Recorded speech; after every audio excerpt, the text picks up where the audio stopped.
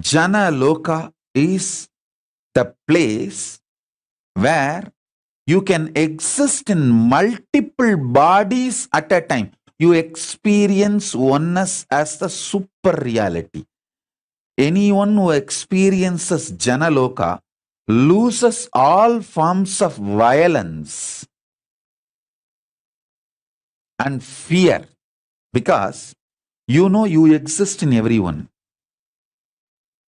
Jana Loka is centered on oneness expanded into multiple beings. Listen, if you are experiencing oneness, it is Maharloka. If you are experiencing oneness during the multiple expression, even though there are many people, but you know you are in all of them, that is Jana Loka. Even if you listen to these powerful cognitions, you will be irreversibly empowered.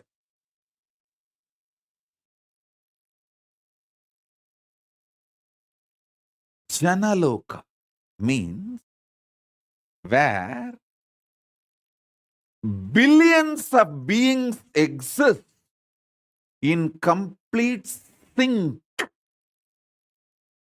All of them are in the state of Advaita. All of them feel one with each other. Listen, Nithyananda of Jana Loka experienced the oneness experience 360 degree at the age of 12. If you know what I experienced, what I describe as first enlightenment experience, that 360 degree, I felt I am alive. How much I am alive in the skin, the same level I am alive in the stone, plants, everything around me. After that, I could not even pluck a grass. Even for puja, I will only take the part of the grass, leaving the grass to live. Only one part I will take it and offer it for puja. I cannot uproot a grass.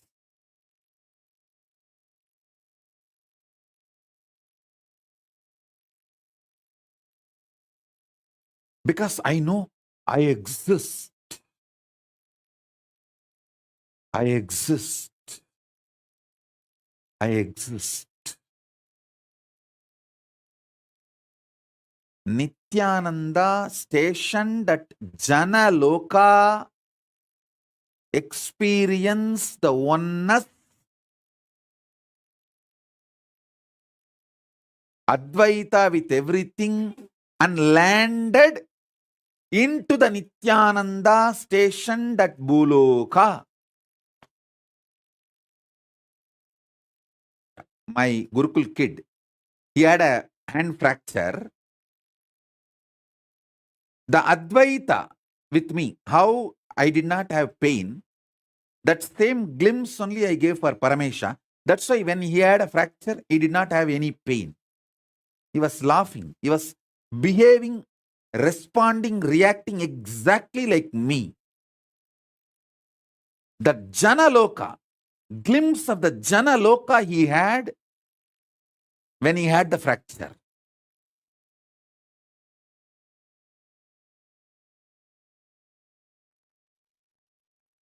Oneness, decision to live in oneness leads you to heaven called Janoloka. Or you can call it Janaloka. Listen.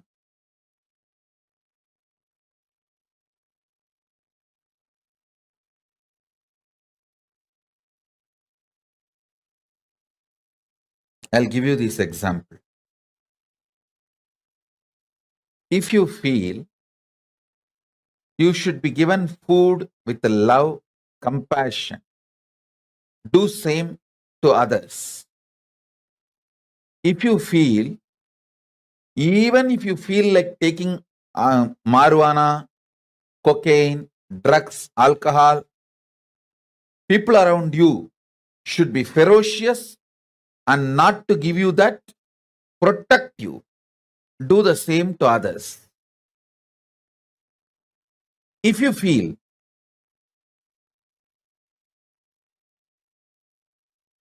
the right thing should be done to you with love, do the same way to others. If you feel you should be protected from the wrong things, do the same to others. Listen carefully.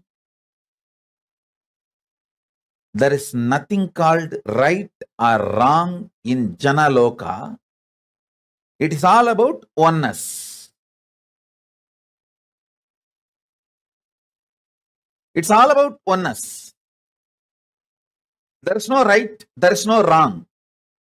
In Janaloka,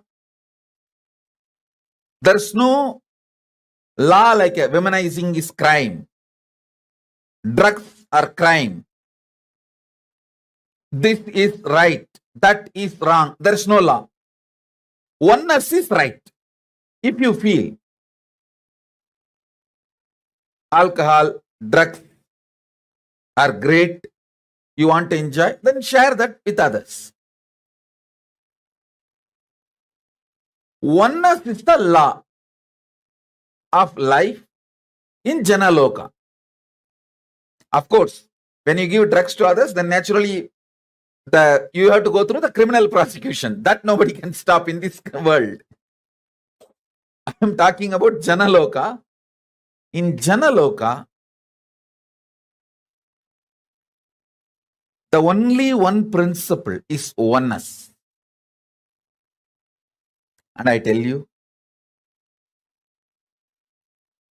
if you start behaving, acting, thinking from oneness, you will create an amazing team around you. Amazing team around you. Start bringing oneness as the scale.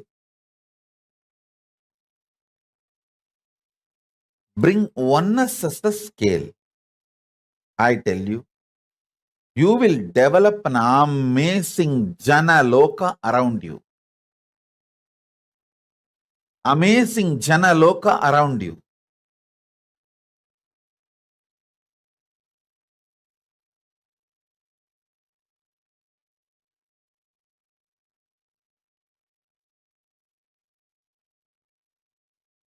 Understanding oneness, celebrating oneness, wherever you can't implement oneness due to the law of the land, making it clear to people around you, hey, this is what is oneness as far as I understand. That's what I do to my body, myself. But the law of the land requires this. I wanted to tell you clearly upfront. Even if you start making things clear, you will develop an amazing team around you.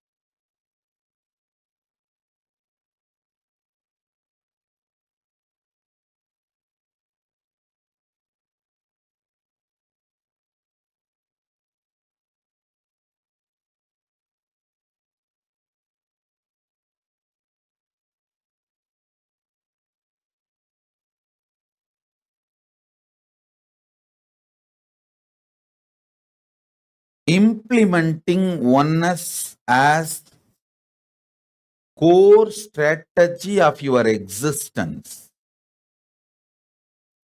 makes you to go to Janaloka and makes the Janaloka manifest around you.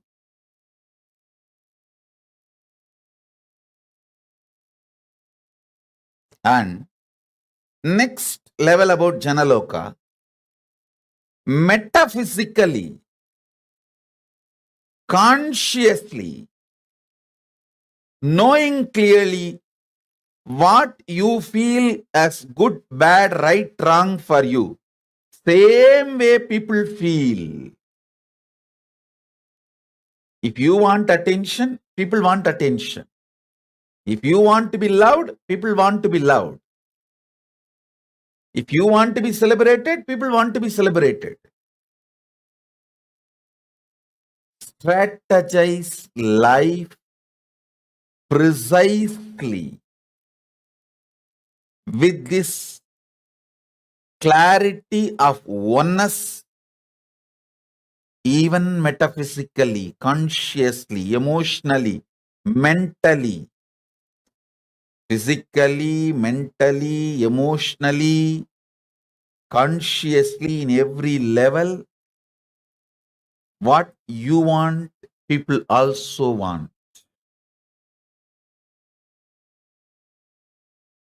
I tell you,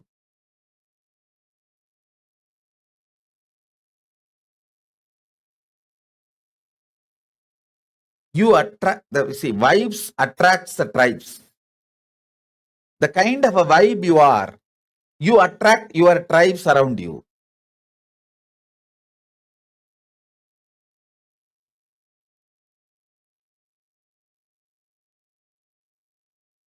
In multiple level, as a personal understanding, as a strategy to relate with others, as a strategy to relate with God, as a strategy to relate with ultimate,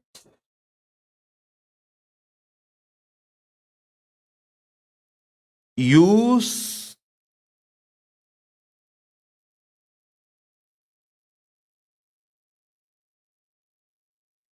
oneness as the strategy. For example, I eat once a day. I don't feel bad if someone eats 3 times a day. I only feel sad for them. I don't feel bad if somebody eats three times a day. I feel sad for them. Poor fellows, destroying their mental capabilities, slowly, even physical capabilities.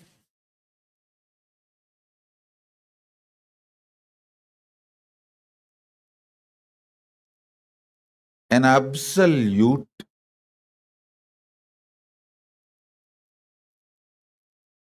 conflict-free oneness space is an energy.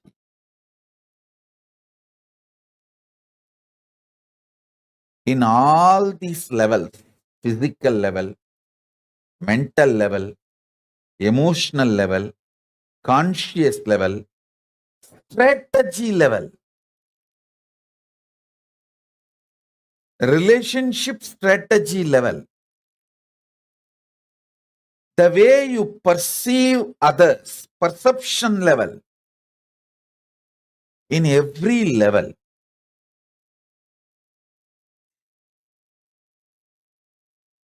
people who bring oneness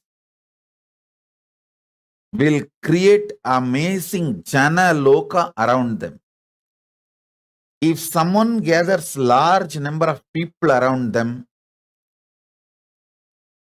be very clear, their vibes belong to jana loka, their vibration. I tell you, very honestly, I tell you,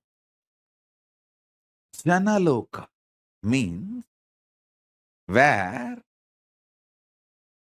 billions of beings exist in complete sync all of them are in the state of Advaita.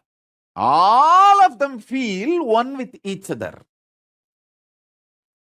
Listen, Nithyananda of Janaloka experienced the oneness experience 360 degree at the age of 12. If you know what I experienced, what I describe as first enlightenment experience, that 360 degree, I felt I am alive. How much I am alive in the skin, the same level I am alive in the stone, plants, everything around me. After that, I could not even pluck a grass. Even for puja, I will only take the part of the grass, leaving the grass to live. Only one part I will take it and offer it for puja. I cannot uproot a grass.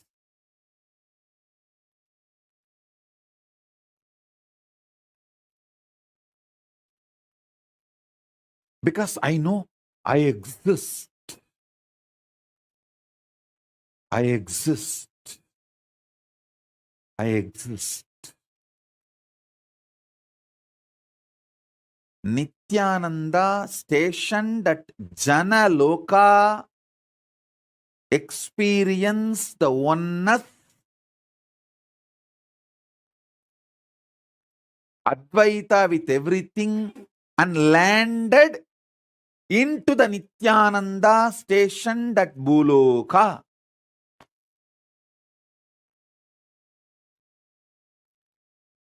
Arunachala hill is connected to the whole, all 14 lokas.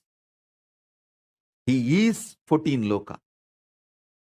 Embodiment of 14 loka, Paramashiva.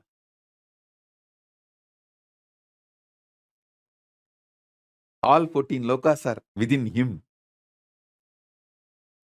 Arunachala has the address in all 14 lokas. If you write letter Arunachala Bhuloka, Arunachala Swarloka, Arunachala Maharloka, Arunachala Janaloka, Arunachala Tapoloka, in all 14 lokas, there won't be any address confusion. Simply the letter will be delivered. Because in all 14 lokas he exists. And more.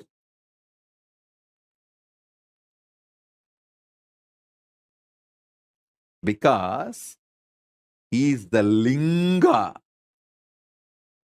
He is the linga. Not just sangha. Listen. Kailasa is sangha. I am not disrespecting Kailasa. I am giving you the understanding. Kailasa is sangha. Arunachala is linga. Paramashiva himself, deity, actually, to tell you honestly, the system, if the body is allowed to function, even if it breaks the bone, there will not be pain. Pain is, why me? That's all is pain. Not the fracture, not the, I'm telling you from my experience, I had a fracture, multiple compound fracture.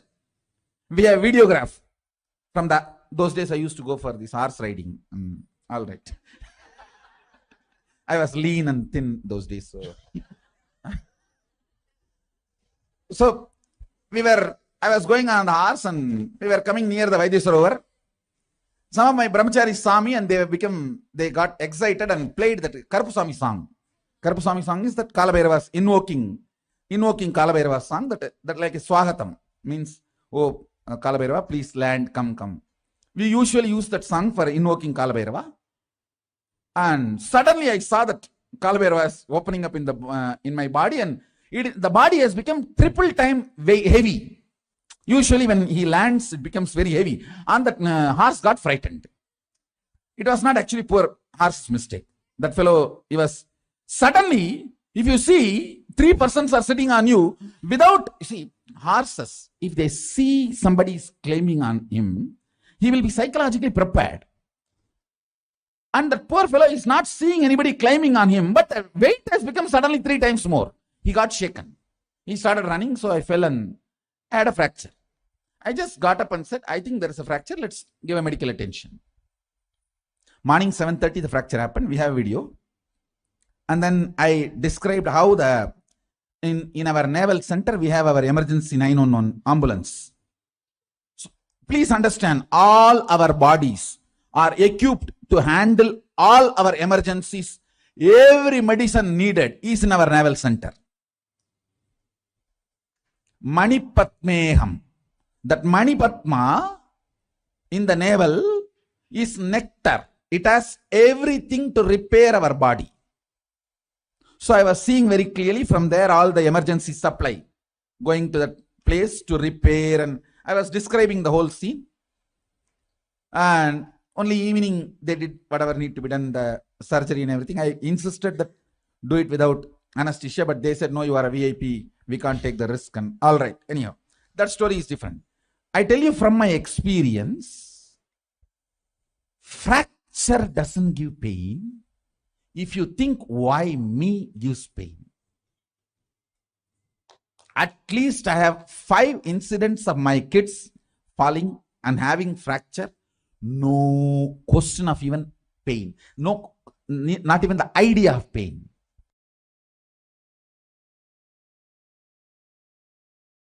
When I say, hey, you can have 25 independent, intelligent energies.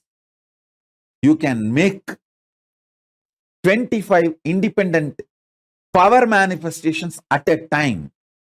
If you feel one with it, if you are vibrating with it, if you feel, yeah, when I can do third eye and make the Atmalinga stand erect, all these 2-3 things at a time, I can do 25 power manifestation at a time. If you vibrate with it, you are in oneness with me. We both are meeting in Jana Loka. The teleportation of Jana Loka is happening into Bhu Loka in you.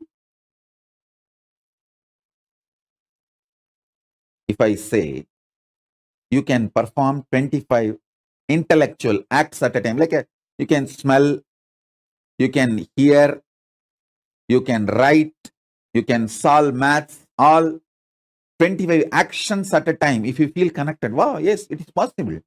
Then from Swargaloka, teleportation is happening from Swargaloka of you to Bhuloka. If you understand, 25 powers can be manifested simultaneously at a time. Then from the Janaloka, the teleportation of you from the Janaloka is happening into the you in Bhuloka. If this consciousness can move these hands, why not the air next to the hands? Why not the stone next to the air? Why not the hill next to the stone? The powerful cognitions have started manifesting. And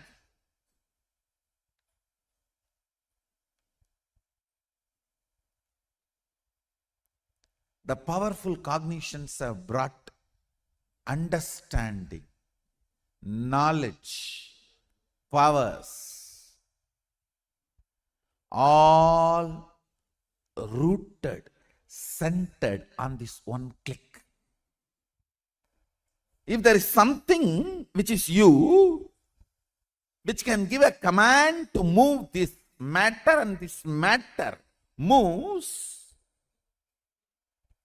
the ultimate is in you. It can tell, command, order any matter to move.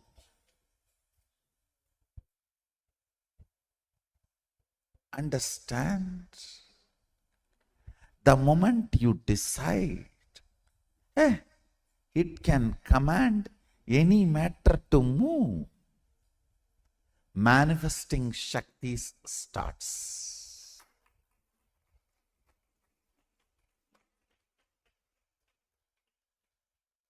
I am telling it is not moving is inauthenticity, powerless cognitions, the conclusions before even you try. Have you told this board to move and it did not move? If that is the case, you have not told to the board in the way in which the board can listen. So change the method of telling till the board listens, not doubt the technology of Advaita, which is the source. Listen, understanding what you experience as you is the same stuff experienced as them by everything that exists is Advaita Satya. What you experience as you in the deepest corner of you when you are listening to you, not when you are talking to you, but when you are listening to you, what you feel as you. Remove the patterns, remove the thought patterns, remove the root patterns. All this is your aggression towards you. Thought pattern is a speaker, root pattern is the mic. If you remove all that,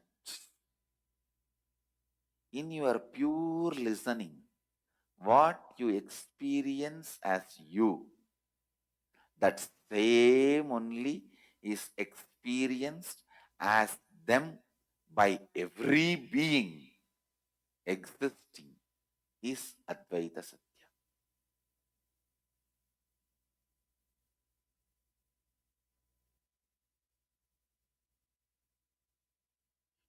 Even your worst enemy, whom you don't like, whom you can't stand, even he experiences the same stuff as you. So all your fight is your own one hand fighting with your own other hand. Your own one part is fighting with your own other part.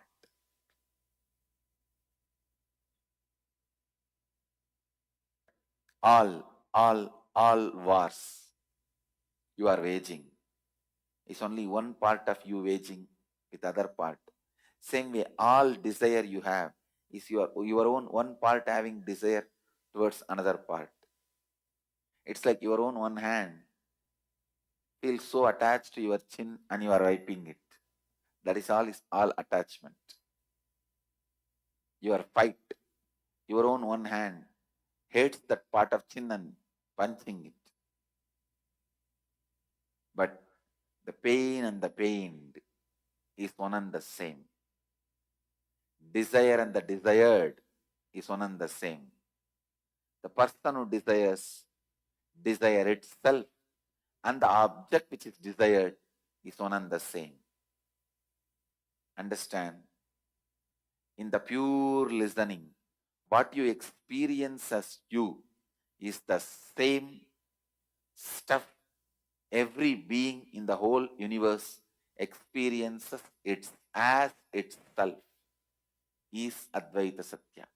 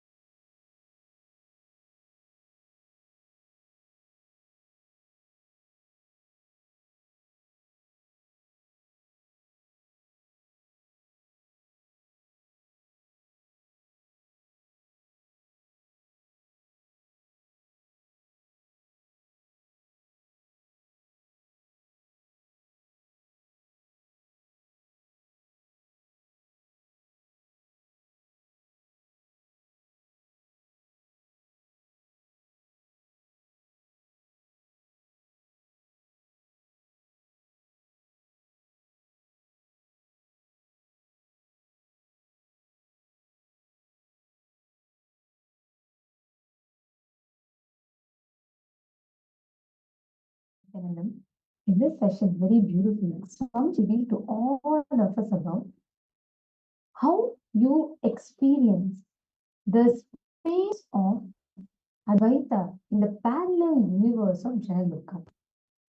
Actually, listen very carefully. What Swamiji revealed in this session, right, is one of the most important truths because today, what you all learned right now, the revelations that Swamiji revealed detailedly in the session, this is the exact experience that you are going to be having by the end of your day today. What did each of you understand as oneness? Can I request each of you to post what did you understand?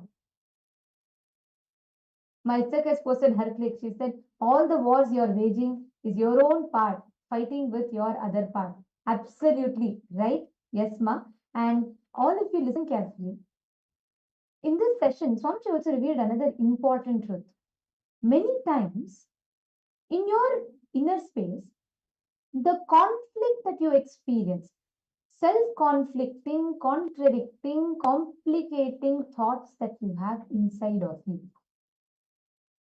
In the parallel universe of Janaloka, all of these thoughts do not exist. Nithyanandam, Yuvin Chungaya, thank you so much for joining. Welcome. And Vu Jechi, Vu Jechi, if you could please post all the clicks. See, I saw you even yesterday sitting sincerely. And I know it's quite late in the night and you still sat through the night sincerely. I would like to request if you could post your clicks. See, interact in the chat. Keep posting your understandings, powerful cognitions, clicks, experiences that you're having. And that will help you to understand deeper of what Swamiji has revealed. Now, all of you listen carefully. Swamiji revealed an important truth about understanding how you experience the space that you experience in Janaloka. All the space where there are no self-conflicting, self-contradicting, self-complicating thought currents that exist in you. How many of you are understanding this? How many of you are cognizing this? Most of the times, whenever anything in your life, whatever you do, most of these thought currents, thought patterns in you, each of them are constantly either competitive, either based on jealousy, either based on greed, either based on fear. Somebody tells beautifully, if your neighbor buys a AC in their house, suddenly your house's temperature will increase. Because most of the times we are taught to compete. We're taught to say, okay, I need to be equal. I need to have my social status. And because the fundamental thinking is we think we are different. We think there's something different, something not, we think we're some individual apart from all of them, the others that exist. This thinking is what creates all the comparison, competitions, wars, violence, all the atrocities we human beings do. It is the source of it, as Swamiji beautifully tells, is because we do not understand, cognize the principle of oneness. All those that are watching us on YouTube right now, how many of you are clicking with this? How many of you are understanding this? Can I request each of you to please post? If you call this one principle today, you will have an amazing breakthrough. By the end of the day today, all of you who are attending today's session, today is most important because you're going to be having learning the sacred secrets to successful relationships in life. So every viewer, all those that are watching this on YouTube, I request all of you to join us on the Zoom room so you can receive all these gifts, extraordinary gifts, you can receive it and you will be able to have a more personalized one-on-one guidance. So all those that are watching us on YouTube, please join us on Zoom. And Lin Yeting, Vidya Rupanaya, and Ma Lin Yeting, and Ma Wen Hui Jing. Are all of you understanding? In Janaloka, see, Janaloka is a parallel universe where you experience oneness. You experience the space where there is no doubts, there is no competition, there is no hatred. And that space is what we call as a space of oneness. The space of oneness, the concept of many times we experience, you'll miss your loved one, right? Or sometimes you experience conflicts with them. Sometimes you feel you feel like you're lower than the other person. Sometimes you feel the other person is lower than you. All of these differentiating notions exist in us because we think we are separate. The cognition or the principle of oneness is not still understood experience lived by us. In this session, Swamiji revealed to all of us about being established in Advaita. What does it mean when we say being established in Advaita? Your ability to cognize you are one with everyone. Everyone is an extension of you. How you deal with you whenever you're irritated. How you deal with you whenever you're frustrated. How you deal with you whenever you feel lazy. Understand? The other person also wants to be dealt with the same way. Understanding that what you experience as you is the same stuff experienced as them by everything that exists is Advaita Satya. You and I, if you understand this one powerful cognition, you will have a breakthrough in your relationship. Just listen carefully. Many times, when we strategize for speaking to people, what do? When you strategize for in your relationships, you start thinking, oh, okay, let me see what I can exactly tell because this other person is anyways not doing what I'm telling. So, what exactly can I tell for them to have a breakthrough? Or what exactly? Many times you strategize. For example, you think, that definitely you ask help for your friend, okay, just for example, and your friend says, no, I can't do it, I'm too busy. Somehow you'll think, I'm sure my friend can make time, but he's just not making the time just because he wants to tell a no to because I am asking him help right now. You think like that. But the same thing, maybe someone asks you help, and when you tell a no, you're not available, you may be really busy or you may not be, but you say you're not available, and your friend says, no, of course you can be available, and of course you can make more time. At that time, you say, you expect your friend to be more understanding. You expect your friend that you're not going to simply tell, you have to really do your work. I'm just giving a very broad example, but in every aspect of your life, how you measure yourself, how you operate within you, that scale is different from how you interact with others. If you change this, if you understand this Advaita Satya, you'll have a breakthrough. How many of you are understanding this? You win Chungaya, are you understanding this? Are you catching it? See, just apply this principle. The way how you live, how you experience your relationships will be different. So, you win Chung, please apply this powerful cognition, write it down. Write down what Swamiji has revealed. So, you will be able to apply it in your relationships and you'll have a breakthrough in that. Now, I'm going to request every one of you to take a moment.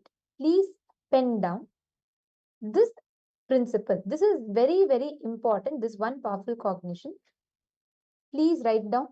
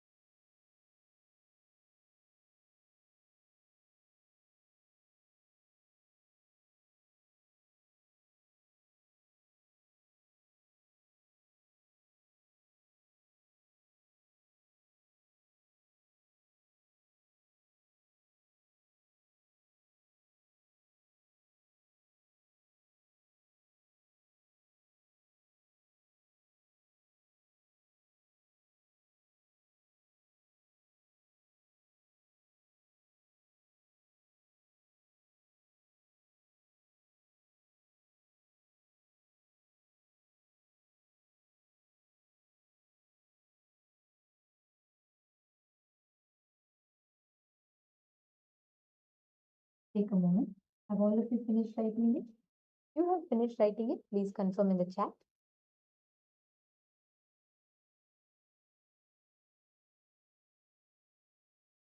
Nithyananda, I request all the participants, if you have finished writing, please let us know in the chat. Now, understand this truth. Many times, you start applying the, the scale with which you measure yourself. The scale with which you measure or deal with you is not the same how you deal with others. That is the fundamental flaw where incompletion starts. Now remove all the patterns, the thought patterns, the root patterns, all the aggression that you carry towards you.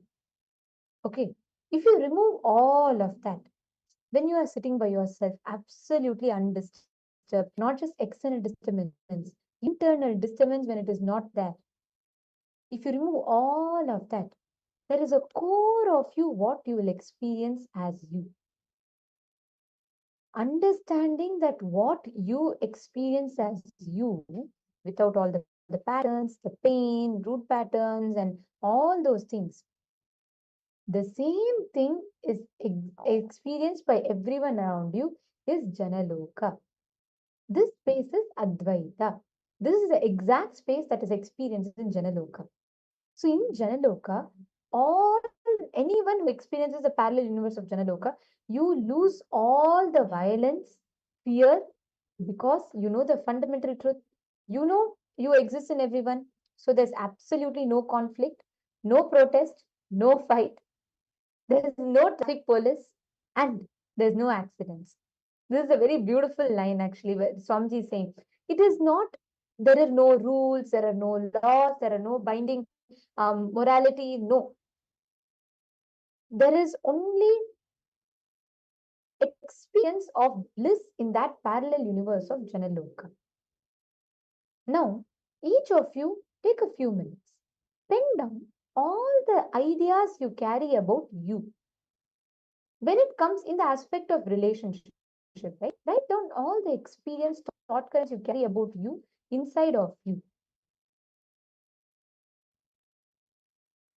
Write this down. All the cognitions, opinions, and ideas. For example, you think relationship is too difficult to manage, or you can handle it. All those opinions and as you list it down. Please write down.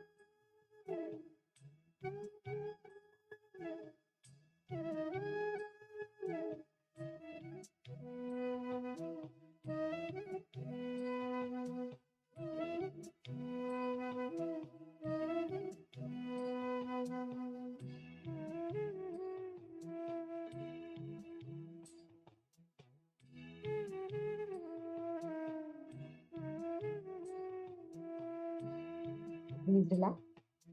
Hope all of you have finished. Okay, I have a question from one of the participants. Yuvan is asking a question, so I'm going to be answering that now. But before that, if anyone else, many of you that are watching, actually notice that many of you throughout the day are consistently watching us on YouTube. If you are watching on YouTube and if you are not able to join at the moment in Zoom, please feel free to post it on YouTube itself, and you can still get the answers to any doubts or any questions that you have. So wherever you are, please post it. And if you're able to join Zoom, that will be the best experience for you. Um, Now, I have a question from one of the participants, Yuvan. So, Yuvan, you're asking me from my understanding, is it I helped others? Sorry, just a second. Okay, you're asking if you helped others on food contribution and they treated me the same way. No, that's not what I'm saying. See, there's a difference. Yuvan, are you there? You helping others, that's I'm not talking about external action. See, Swamiji is very beautifully explaining here. how you want to be treated inside you, how you treat yourself, how you treat the first version of you, what you experience as you. For example, when you are lazy, how you expect to be treated, how all justifications you give inside you. Same way, others will be able to, others will be giving the justifications within them. Or when you feel you're constantly agitated in you, what you go through, that is the exact same thing you will be experiencing with the others will be experiencing with themselves. Are you understanding? If each of you cognize this truth, if each of you understand this truth, you will have a shift in the way how you deal with life. Atma Jyotikaya, see, long back, you had written a reality. Do you remember? I think when you attended your Paramashivoham program,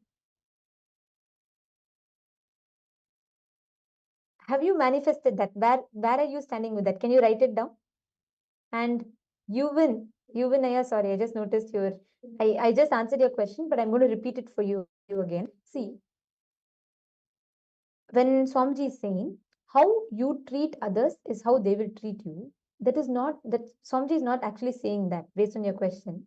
See, what Swamiji is saying is something more deeper. Normally, we say the concept of karma, what you give to life, it will give back to you. That is not what Swamiji is saying. This is something deeper. Many times, for example, you when you are feeling powerless, right? When you feel like cheated by life, or when you feel left out, lonely, alone, how you expect yourself to be treated, right? You hold yourself some, you you maybe how you understand how you operate and deal with yourself. Same way, even the others, they experience that same way they also want to be treated. The same kind of conversations you have within you, it's the same thing that the other person is also having. If you understand this, you will know. If you know the knack of dealing with your own laziness, you will know the knack of dealing with others' laziness. If you know the knack of dealing with your own incompletions, loneliness, you will know the knack of dealing with others' incompletions and loneliness. So here it is not about external actions. It is about the internal thought patterns, how you deal with you. Because many time in relationships, you will constantly be juggling, you'll constantly be struggling between this. You will be going through something inside you, but you will expect something else outside, and you will treat the others in a different way. This constant conflict is what causes all the bitterness in relationships. If you understand how you deal with you is the same way how you deal with your laziness, if you deal with others' laziness also the same way, it will be resolved. If you just start understanding, removing all your patterns, root patterns, your cognitions, agitations, incompletions, what remains in you, that is exactly what is reflected in life.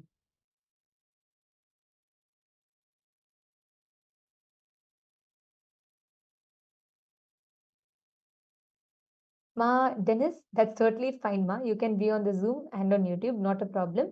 And yes, I know if you're living around the Kailasa ecosystem, it's festivities. Navaratri is festivities, and you will be celebrating it. Ma, Ananda Lingeshwari, Nithyanandam, yes, I do see your message. You can post all your clicks, questions, and doubts, Ma, even on YouTube. And you have posted, Ma, Dennis, you have posted that, yes, that is right. You get what you give. You act arrogant and cocky, that's what you will get. Cause and effect. Alima, this cause and effect relationship in life is only one level understanding. See, the way society understands it is if you give charity, if you give food to someone, someone will give you food back. That is not how life works in it. That's not the complete understanding. I'll not say it's wrong, but I will say it's not the complete understanding because let's say I'll give you an example. Ma Dennis, listen carefully. Let's say I'm meeting someone and I am one of my colleague. Okay, just an example. So let's say I'm working at an office. My colleague is there, and I am, she is doing very good in her projects. She's getting praised by the boss. So I go to her, my colleague, and I feel inside me, I feel so low. I feel that I'm also putting the same work, but I'm not being appreciated. I'm also doing projects as good as her. I'm not being appreciated. But outside, just to her, when I go and talk, if I just smile to her and tell, wow, you're amazing, you're such an inspiration, you are really beautiful, good, all of that. Don't think life will only reflect that external words of mine. Life will reflect the internal thought currents that I have. We are not talking about, see, when we say this cause and effect relationship is very misunderstood commonly in the society. It is not you get what you give, you get what thought currents you resonate in life, that life reflects back to you. There's a difference between the two. Vidya Rupanaya is asking, how does one's inner space affects oneself? And the same can happen externally. Okay, I'm just going to give you an example. Okay, Vidya Rupanaya. Now let's say, for example, if I have a mark on my hand, and if I go and stand in front of the mirror, it is going to affect the other person.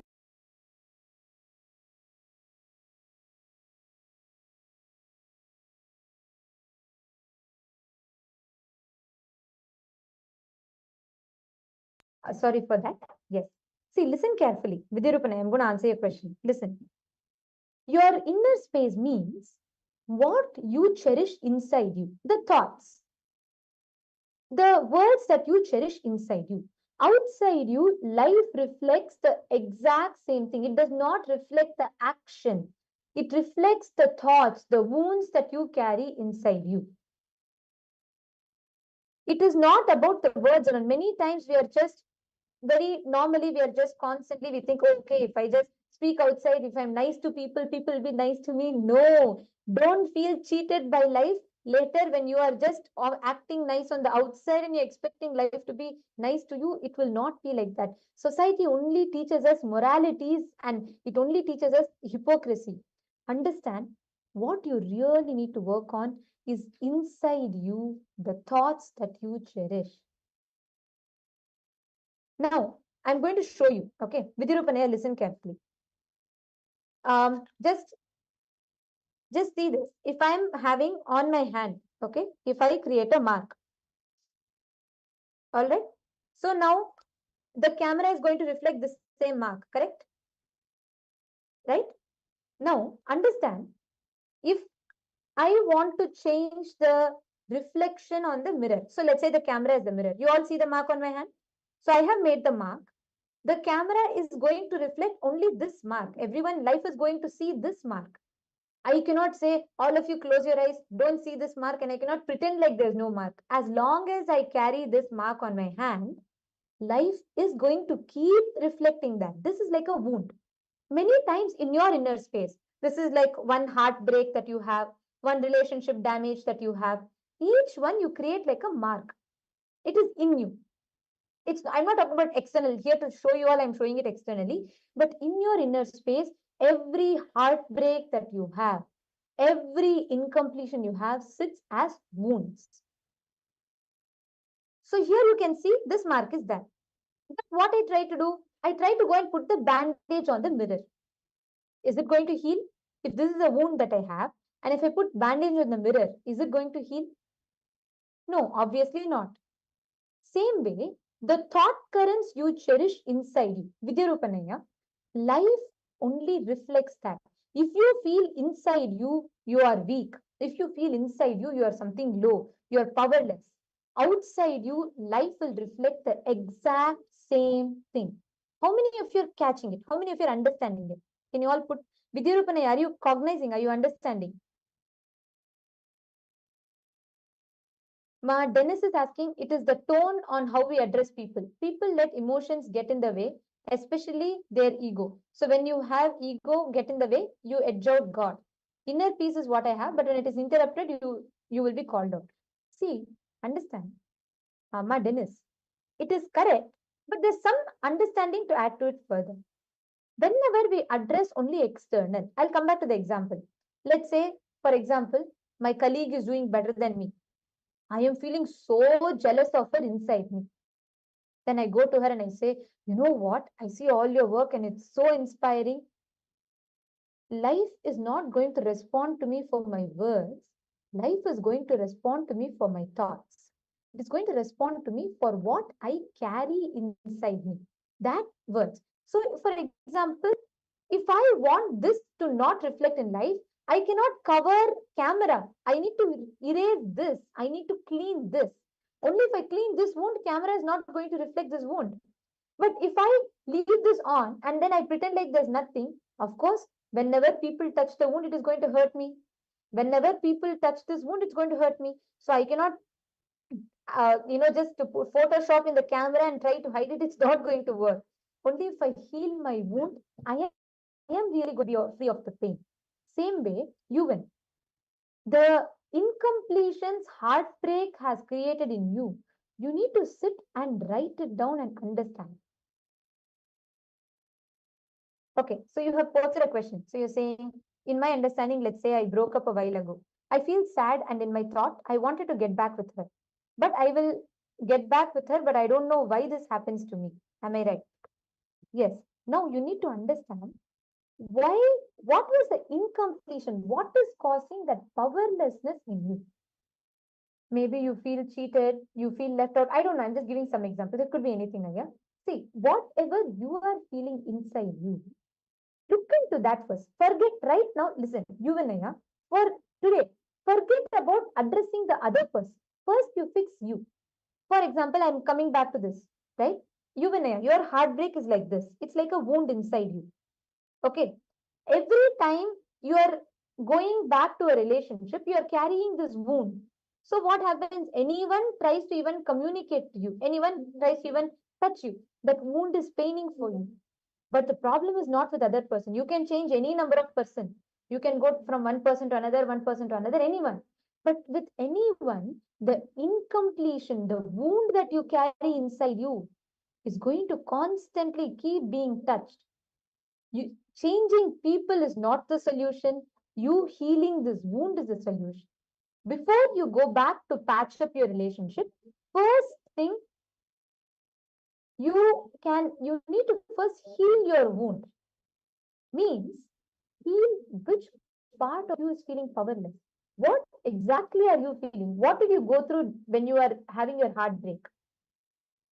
What did you go through? What was the exact powerlessness that made you break up? You need to sit and write it down. Sit with yourself, pen down, understand that, and complete with it.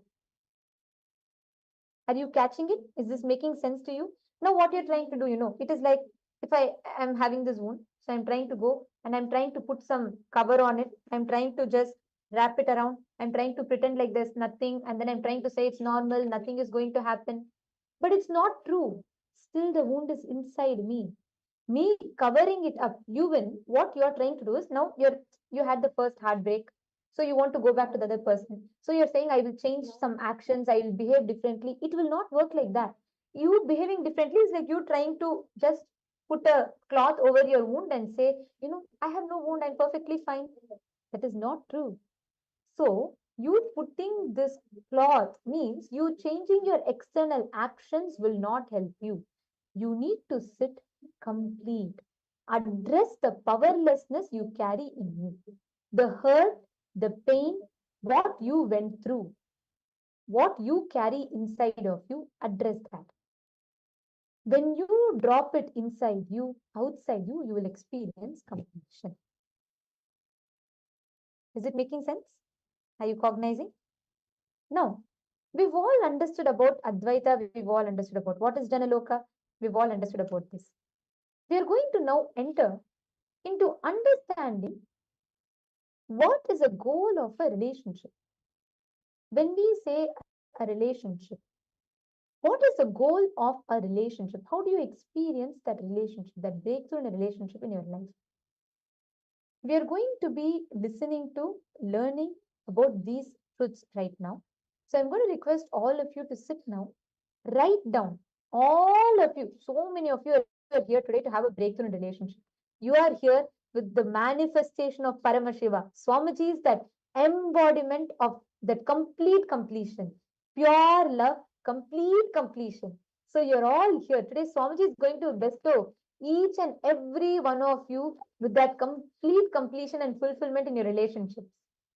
So when you listen to the satsang, write down every click that you are having. You will start manifesting that powerful cognitions. So now let us enter into the next session where we are going to be understanding about what is a relationship. We all understood now about Janaloka, what is an ideal relationship, meaning what is the space of Advaita, etc. Now we are going to be entering into understanding what is a relationship, what is the goal of a relationship. So let us all enter into the session.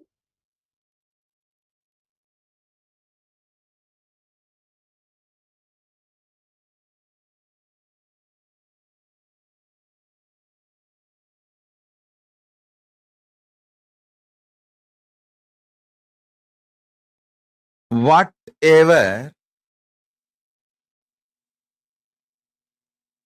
expression you do from the truth, you are consciousness. Sparkle of Paramashiva. Whatever you manifest from this truth is relationship. Everything else, whatever you manifest from the idea you are a body or just mind, just emotion, will all be only situationship, not relationship. Listen intensely. These two words are the keywords. Relationship, situationship.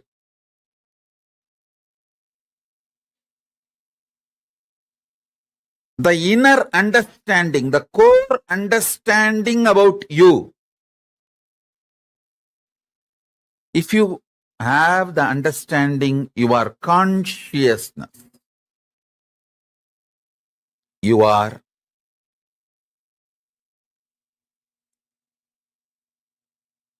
manifestation, sparkle of Paramashiva.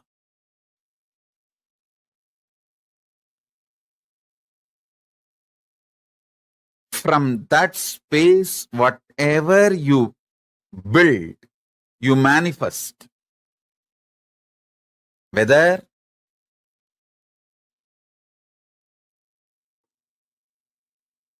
you move towards food or seeing, listening, touching, sexual relationship, anything. Whatever you manifest from the space you are Paramashiva,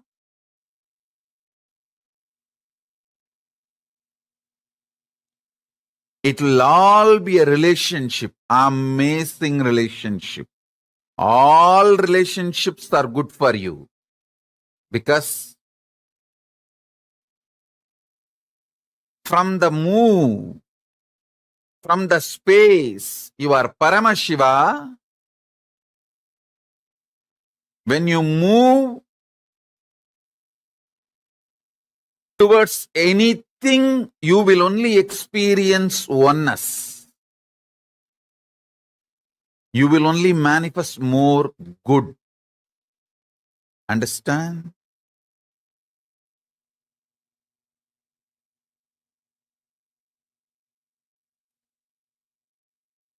From the space you are Paramashiva, even if you eat, that food will become one with you and you will become one with that food. You will bless the food and the food will bless you. You will do good to the food and food will do good to you. It will all be amazing, auspicious relationship. I'm giving the example of food, whether food or any sense, listening, smelling, seeing, touching, including sexual relationship. If you operate from the space you are Paramashiva, if you operate from the space you are Paramashiva, including sexual relationship, all will be auspicious, lead to more and more oneness. This beautiful Ardhanarishwara will be your experiential reality. Ardhanarishwara is the pure manifestation of the cosmic union, Paramashiva and Paramashiva Shakti. Listen, from the space you are Paramashiva, when you operate, you are literally living God. Not God-man, living God. Understand?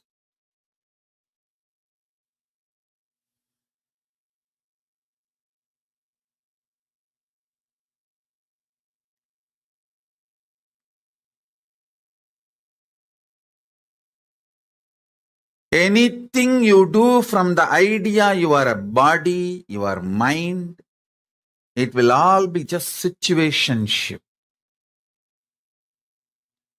Do not expect any relationship started with the idea you are just a body and mind to be a permanent relationship in your idea, in your life. Even the word relationship is wrong. Everything you do from the idea you are body and mind is just situationship. So don't blame the situations, other person, anything.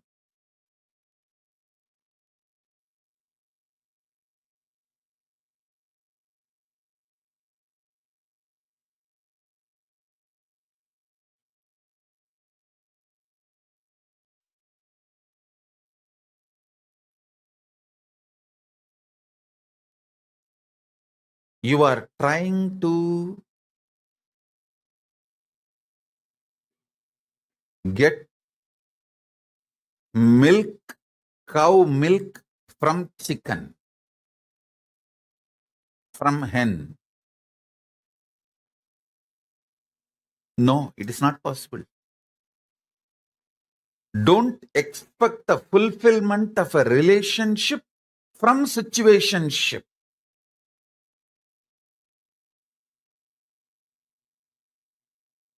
Most of you get into so-called relationships because the situation pushed you into it. That's all.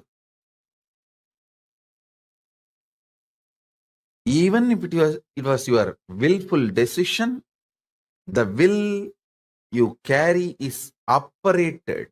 It functioned, it manifested from the idea you are body and mind. See, you operate from the idea of body and mind, but you expect something which can come only from consciousness. Fulfillment, completion, peace, all this can come only from consciousness. Something which can come only from consciousness, how do you expect it from the operations you did from the idea you are body and mind?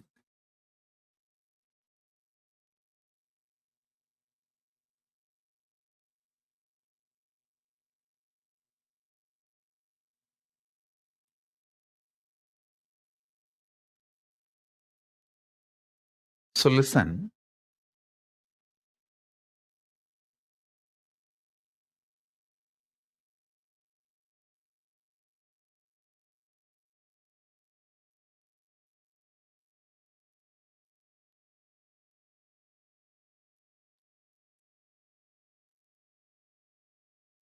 Contemplate and meditate intensely. See how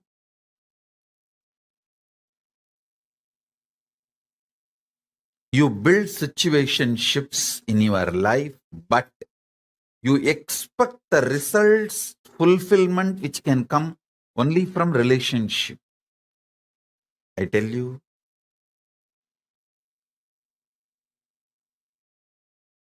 from the right space, anything originates will be an amazing relationship.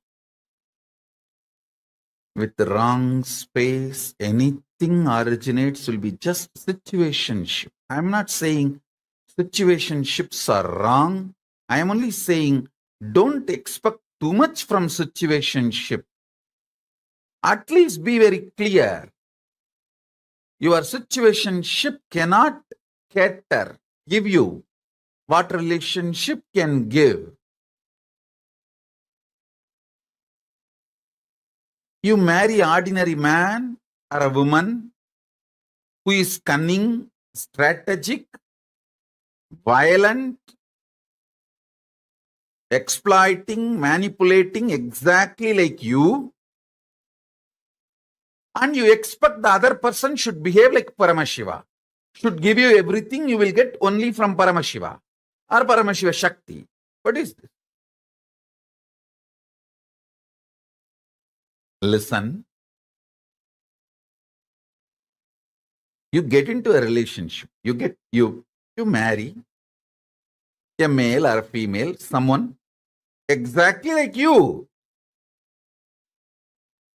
Hypocritical, cunning, exploitative, manipulative, cheating, strategic. You marry exactly a person like you. You get into relationship with exactly like person like you. But you expect you should get everything you will get only from Paramashiva and Paramashiva Shakti from the other person. Situationship cannot give what relationship can give you.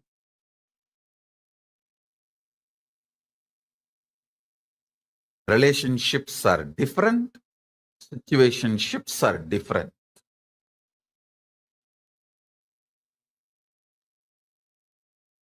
Only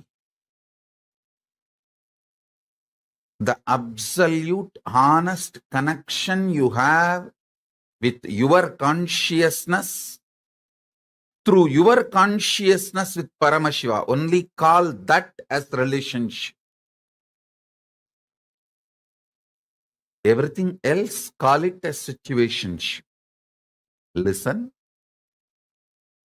You cognizing, knowing your consciousness, your relationship with your consciousness, that can be called as relationship.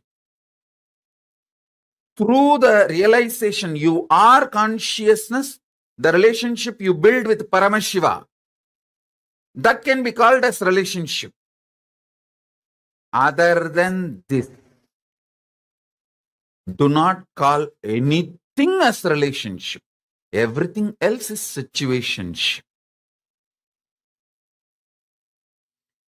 Everything else is situationship. Listen.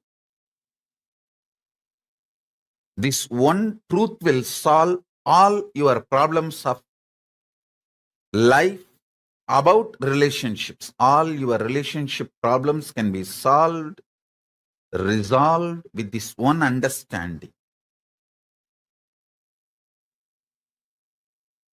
This one understanding can resolve everything.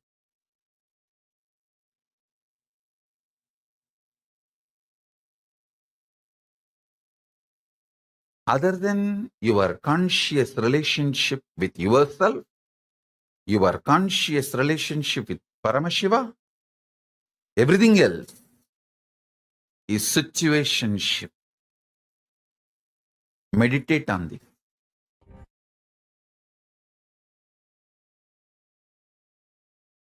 Understand? People cognize relationship in various shades. Sometimes monogamous, sometimes polygamous, sometimes complete celibacy, sometimes complete suppression, not celibacy, suppression, sometimes over expression, over sexed, various shades. First thing I want to tell you,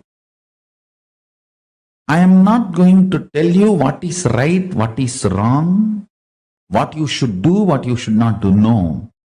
I am going to tell you cosmic constitution, what Paramashiva wants, how he looks at the shades of relationships, like a rainbow shades, how he looks at the whole shades. That's all I'm going to tell you. Understand? Listen very carefully, because I don't want to say something is right, something is wrong, because it all depends upon the natural selection you have done, your body has done. Understand? You are totality of your body and consciousness. Chit Jata Granthi. That is what Hindu tradition, Sanatana Hindu Dharma, cosmic constitution describes you. Chit Jata Granthi. The conscious decisions of your Anma, soul, natural selections of your body, DNA, these two overlapping on each other, forming a knot, is you. Now, this conscious decision and natural selection, these two, how it is matching, overlapping, decides whether you are going to be a celibate, suppressed, monogamous, just having one or two affairs outside your legitimate relationship, or polygamous. All that is going to be decided by these two overlapping. Your conscious decision process and your natural selection DNA. Listen.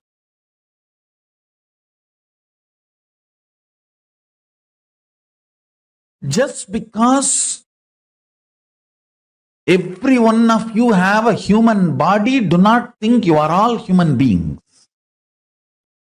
This generalization is the worst crime done against you. Each one of you are unique, because your conscious decision process is not measured by any so-called rational scientific methodology till now. Only the natural selection, DNA evolution, natural selection is studied. Only that part is studied and understood. Understand? Just because the science has not yet evolved to study something, you trying to deny, that is a mediocre mentality. Be very clear. Do not accept authority. Faith on, blind faith on so-called rational system. Listen. Blind faith on so-called rational system and bowing down to the authority of the rationality, never allows you to see the reality. Please understand. Before even the science was catching up with the reality, reality was reality. If you have taken the body from animal to human being first time, now only you have done the natural selection process and jumped into the human body. Naturally, your senses will need too much of support from the external inspiration, like a lot of quantity of food will be required, lot of sights pleasure, lot of music pleasure, lot of smell pleasure, lot of touch pleasure, lot of sexual pleasure. Too much is needed to keep yourself engaged, entertained, alive. And if you are denied of all that, you will be depressed. That's a problem. You will be depressed. So I don't want to say what is right, what is wrong. I don't want to give you a kind of a generalized solution. I will reveal the sacred secrets Paramashiva reveals. If you have already done the survival, means the natural selection process, more and more means from animal body you took the jump to human body. In the human body you lived few births and you have done a lot of conscious decision and more natural selection, and you evolved your system. Suddenly, listen carefully, too much of shadow of conscious decision gets embedded into your natural selection process, and you develop something called Divya Sarira, light body, which reduces your sensual needs drastically to keep you alive and excited. Means, if your Divya Sarira develops more and more, with less input from the external world, you will be more alive, joyful, excited, inspired, radiating. You may not need sense pleasures to keep you alive and active.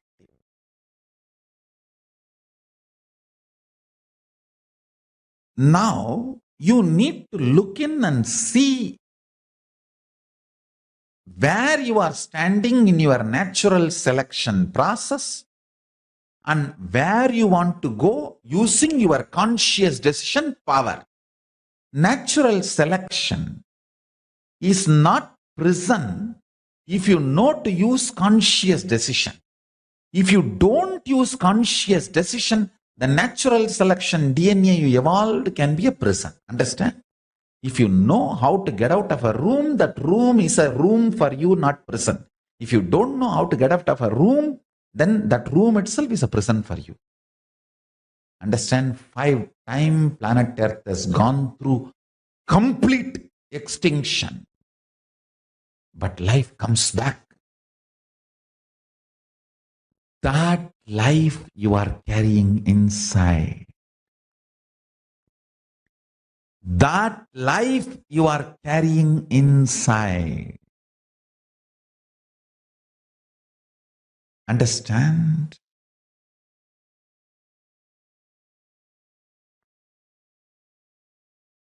That life flourishes, manifests, raises its frequency, rules life by more and more conscious decisions and powerful cognitions.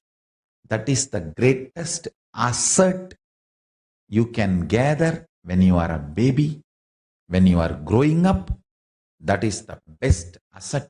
I should say that is a fundamental right for all human beings. Understand, knowing the telescopic and microscopic reality of you, self,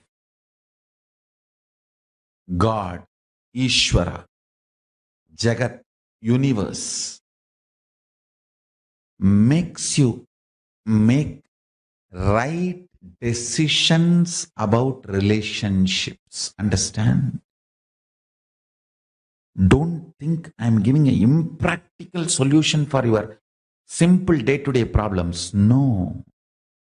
No band-aid solution can help you in your relationships. You think just a plastic smile can help you completely be happy with your family and relationships?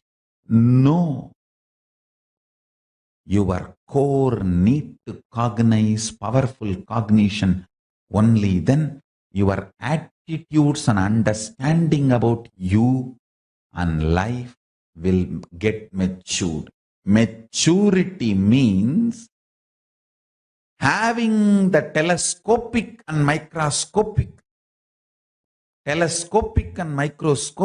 vision, clarity, powerful cognition about everything you are handling in your life.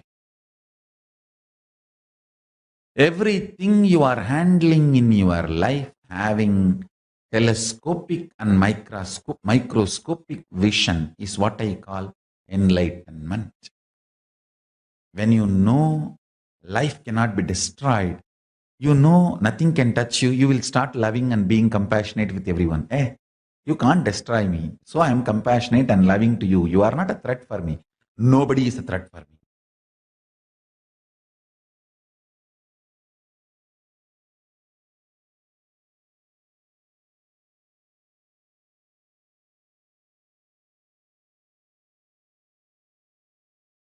Nobody is a threat for you. From that powerful cognition, when you love, that's a real love. Understand, whether love or life or laughter or dance, everything has to be from powerful cognition.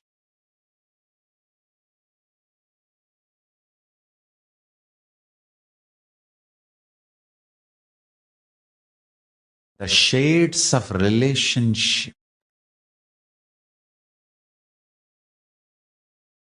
is decided by the conscious decision process. Decide to use the conscious decision process to break free from the DNA you developed by natural survival.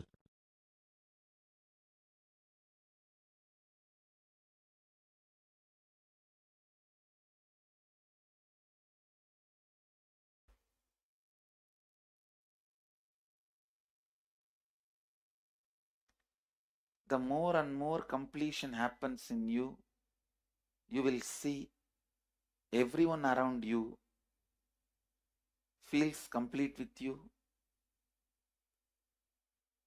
That is why I am saying, whether they have body or they are disembodied, in the deepest corners of your being, deepermost layers of your being, deepest parts of your being, you experience such powerful awareness, such joy.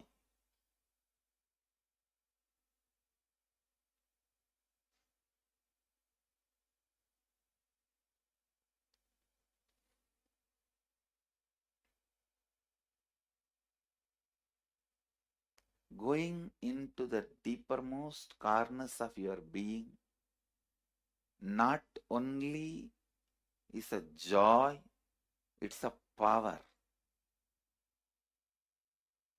Because suddenly you will see everybody around you, everything around you listens to you. It really becomes a vibrant power where the tendency to exploit is not there. Listen. That's a very important thing. Power without the tendency to exploit. Because as long as you feel the other person is separate from you, when you get the power, it will always be used for exploiting. Because the other person is separate from you, then naturally what you will feel? Let me suck all the possible energy, intelligence, time, talent, treasure. But when you feel the other person is your own extension, you will see, you will be showering so much, enriching so much. The power you have will not be exploiting, it will be enriching. Understand? When you feel everyone is your extension, the power given to you, the power you gain, see, any living is power. Living is power. When you go into the deepermost core of your being and start living based on completion, I tell you,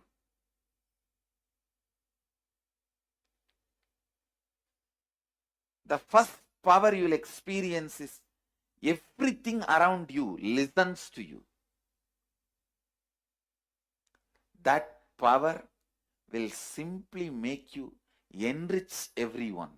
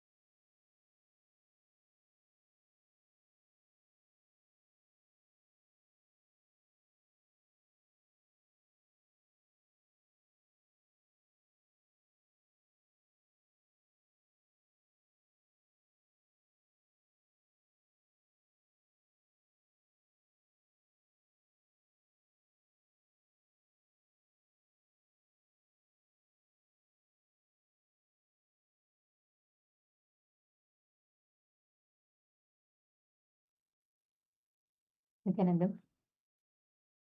it's really the essence of what is relationship. Anything which is other than Paramashiva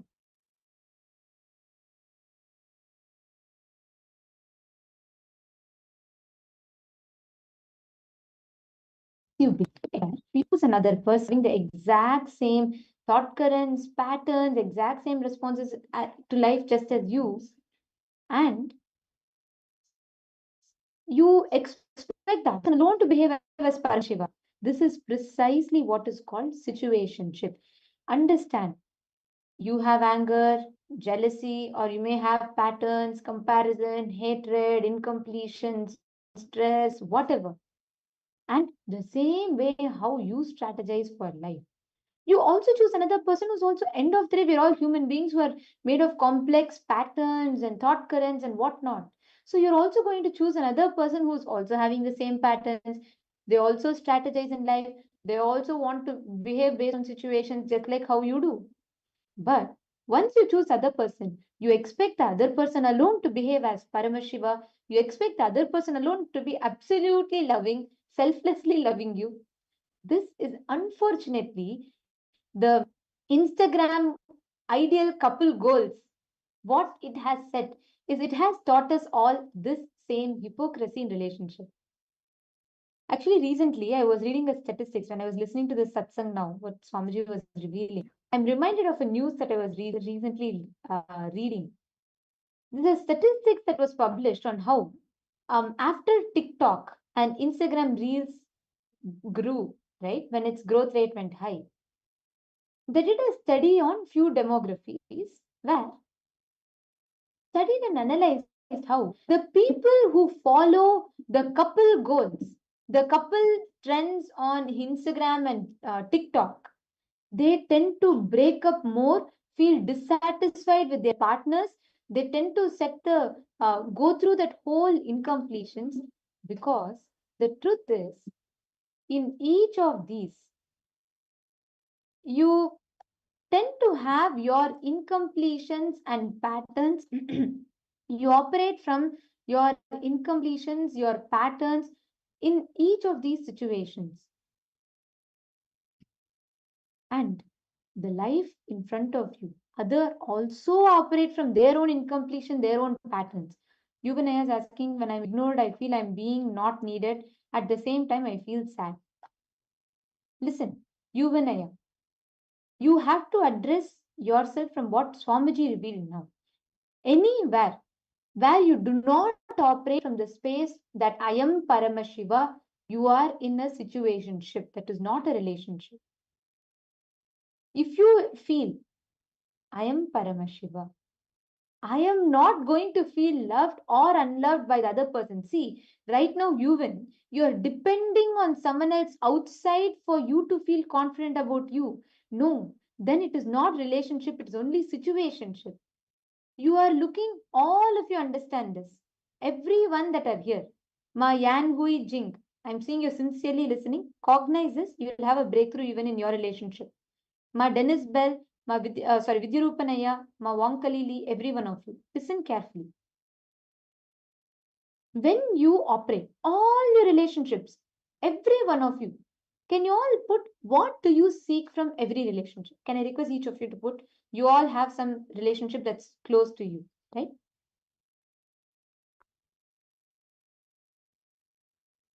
So can I request each of you to put what do you seek from that relationship? Take a few minutes. Each of you please post. It could be anything. It could be different things. You may feel like you want the you may feel like you want some kind of a fulfillment, and you may want some kind of a like love, attention, care from the other person. What do you, each of you seek from a relationship? Put, even Yuvanaya, you also put. What do you want from a relationship? What do you seek? Each of you please post in the chat. Take a moment.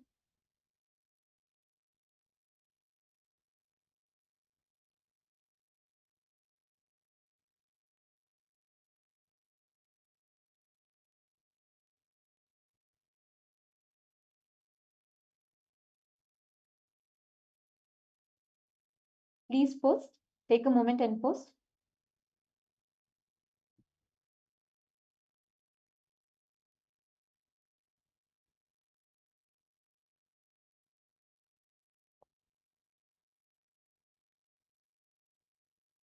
Now, each of you have posted different things, right? Each of you have posted um, different cognitions. What you expect, right? Now, listen carefully. Any situation where you feel you are looking for something, you may be looking for love. Exactly. You and I, listen now. Now, you have posted look for company. You companion, look for love. Understand that is precisely the problem with relationship. Listen carefully. If you feel you are half and you go and try to search for the other half from outside, you are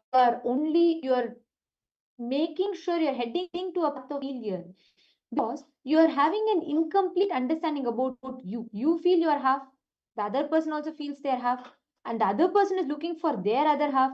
You're looking for your other half. Both of you impose your incompletions, what you are looking for on the other person. Unless you sit here, first, unless you experience the completion, the truth that you are Paramashiva,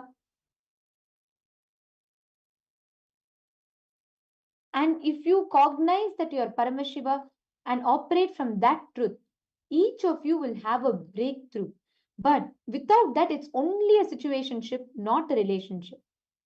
I request each of you to pen this down now. Can I request all of you to write what do each of you seek from a relationship? What is a goal? What is it that you're looking for as a goal from a relationship? Each of you write down. Vidyarupanaya, write down. Ma Wong Hui Ling, please write down. Ma Dennis, write down. And Wing J Me, yeah, please write down. I request every one of you to write down. You all can even write down in your own mother tongue. If you're comfortable with writing in Chinese, write it down in Chinese.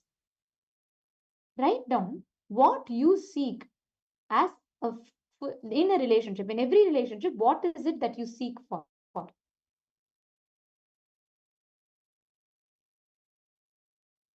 Please pen this down.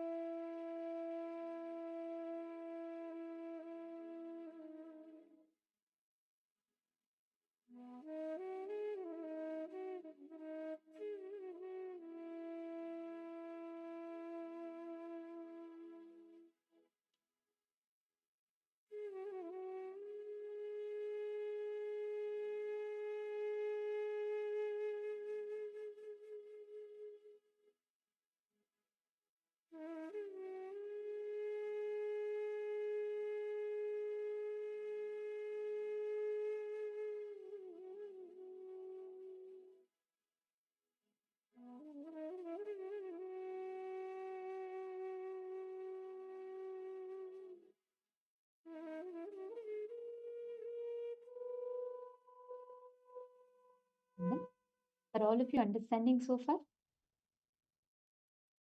See, the problem is now I'll explain to you a little bit more. You and I, you are looking for love, right? And Ma Lin Yi Ting has posted able to have a relationship of mutual understanding and mutual respect. And Hai Hu Chen has posted seeking recognition in relationships. Okay. Now each of you have posted one thing that you look for. All of you understand when you look for something from the outside, that relationship will never be successful. I'll tell you why. Swamiji very beautifully explained here, right? Anything you look for from the other person, it means you are strategizing to relate with the other person to get what you want. It can be love, it can be respect, it can be time, it can be pleasure, it can be anything.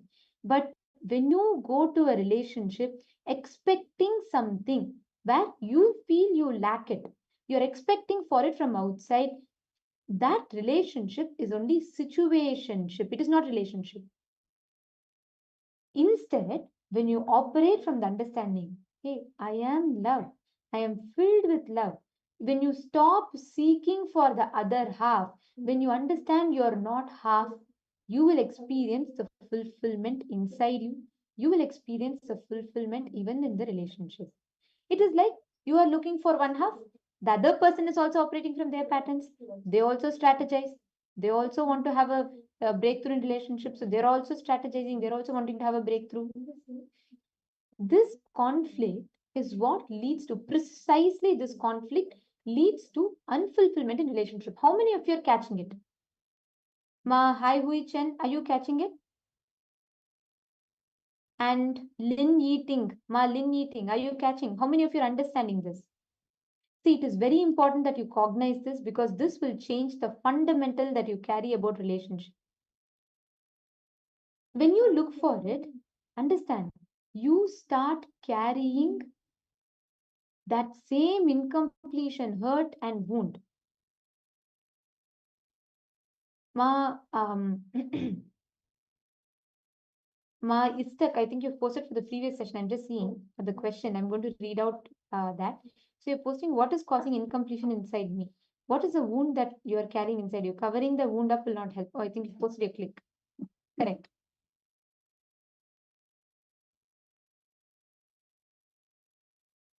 Now, that's right. What you have posted is correct. Now listen, ma, all of you listen carefully. Many of you have posted, you are looking for something in relationship. Anything that you're looking for in relationship, you're only going to operate to get that from the other person. You will, yeah. When you're looking for love, when you're looking for a companion, what do? You will strategize every conversation of yours to the other person to get that company, to get that love. When you feel the other person is not giving you company, you fall into insecurity, you fall into incompletion. Same way, even your partner, she will be looking for something in you. Maybe she's looking for your time, maybe she's looking for your attention. When you don't give her that, she will fall into incompletion. That is why the fundamental problem in relationship starts with both of you looking for something from the other person to fulfill yourself. But you need to understand the truth. You are full. You are complete. See, either be intelligent, take sannyas. You will never have any incompletion, because you will just experience that fulfillment in you. Or if you are in a relationship, understand this one truth. You don't need to seek for the other half, because you are not half.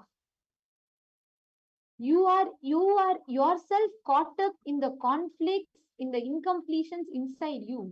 You feel you're lonely, you feel you want a companion. Then what you do, you strategize every relationship only to get what you want. How many of you are understanding how you strategize in relationships? How many of you are cognizing this? Can each of you please post in the chat? How many of you are understanding this?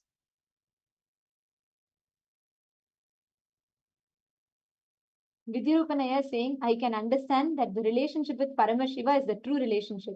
So, do I have to deal with interpersonal relationship? Vidyarupanaya, it's a choice. See, there are two aspects. You can deal, it is possible to have blissful relationship, but it takes a lot of effort, because there is going to be a lot of conflicts and everything. You can complete it, but human relationships are bound to fall back again and again and again and again into this pattern until you experience that enlightenment. Or you can take sanya, where you declare your only relationship is Paramashiva, your only person who can fulfill you is Paramashiva. That means you drop all the kind of dependency that you have. Currently, each of you depend on something from the outside. You depend on someone for love. You depend on someone for communication. You depend on someone for respect. Limiting. When someone doesn't respect you, what happens to you? You collapse, right? Ma Lin Yeating. Listen, you have posted that you seek respect in relationship. Understand, when you are depending on someone from outside for respect. Now, let's say the person you're relating with, your relationship, your partner, let's say they ignore you, they don't respect you. What happens to you? You collapse. You, Vinaya, you are depending on your partner for company and love. What happens to you if your partner does not give you that? You collapse. Do you understand? You are building your identity about you on like a set of cards. Even if one card is removed, the whole card collapses. It is like you are giving the key to you, to another person, and they can collapse you when they want. They can take you, build you back when they want. Do you want to be like that? You, Vinaya, do you want to give the control, remote control for your life to someone that even you don't have control over you? Is that how you want to experience? Currently, in your relationship, that is how you have built it. Ling eating, even in your relationship, you have built it like that. You constantly experience what happens. You say, please give me respect, please give me love, please give me company, please give me your time, please give me your attention. Arey, don't you understand? You are also depending on a person who is themselves stuck in patterns. You are like how ling eating. Let's say you're asking your partner for respect. Your partner is asking you for your attention. Both of you are expecting something from each other, and both of you are busy looking for what you want. You will never experience that fulfillment.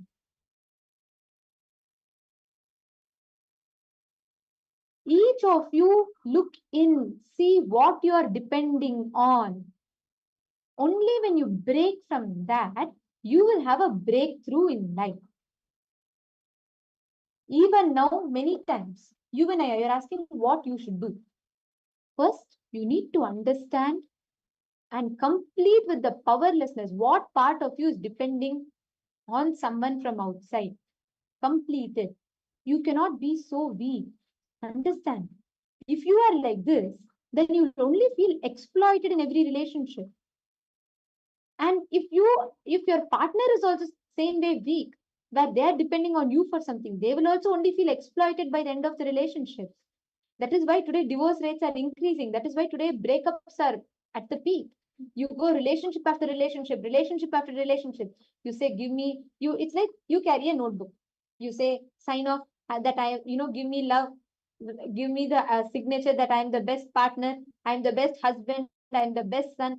Then your partner also carries a notebook. She also wants you to sign her off as the best wife, best partner, best girlfriend, or a best mother. Whatever you want, each of you are carrying that to get signatures from each other. But you are too busy looking for your perfect partner. Even the other person is too busy looking for their version of perfect partner. You never experience fulfillment because you don't have that common point. That is why Swamiji very beautifully explained. Unless you understand, if you experience, hey, I am Paramashiva, whether the other person gives me love or not, I am not unloved. Whether the other person gives me respect or not, I cannot be disrespected because I am Paramashiva, Ling eating. Understand this. If you bring inside yourself the understanding that, hey, I am Paramashiva, I am ultimate consciousness, I don't need respect from someone to feel respected. If you understand this, see, all if you listen, if you see Swamiji's life, right? Swamiji in the year 2010, there was a major persecution. There was an attack. There was an attack on Swamiji's life. And from media to everyone, they all were so, there were so many, there was like false news that were spread. There was an attack on Swamiji's own life. When all of this was happening, Swamiji was not, his state of him being Paramashiva does not change based on the number of people that worship him or whether people attack him. That does not change the truth that Swamiji is Paramashiva. The best example, if you want to learn how you should be, you should only learn from Swamiji. Just see Swamiji. You will see that Swamiji does not depend. See, just because millions of us worship him, we all, like there are millions of us who say, with just one blink of Swamiji's eye, we are ready to even give our lives. But that doesn't, Swamiji does not depend on that for his state of Shiva. Or even when people are all attacking and abusing Swamiji, Swamiji does not lose his Paramashivatva. Same way, first all of you should bring completion inside of you, within you. Each of you need to bring this completion inside you. Are all of you understanding? You and I, are you cognizing? Ma, Lin eating, are you cognizing? Actually, Ma, see, all of you that are here, if you can bring your partner for today's session, it will really do the best for you. If you all can bring your partner, your spouse, your partner, if you all can bring them for today's exercise program, you will really have an amazing breakthrough. So all of you, if you can take a few minutes, invite your partners for today's program. You will really have a shift. Especially if you attend as like a partner, as spouse, when you complete as a family, you will have a phenomenal breakthrough in your life. Okay. Now, each of you listen carefully. I'm going to request all of you to do an exercise. So far, have all of you understood? If you all have understood, could you all please put yes in the chat?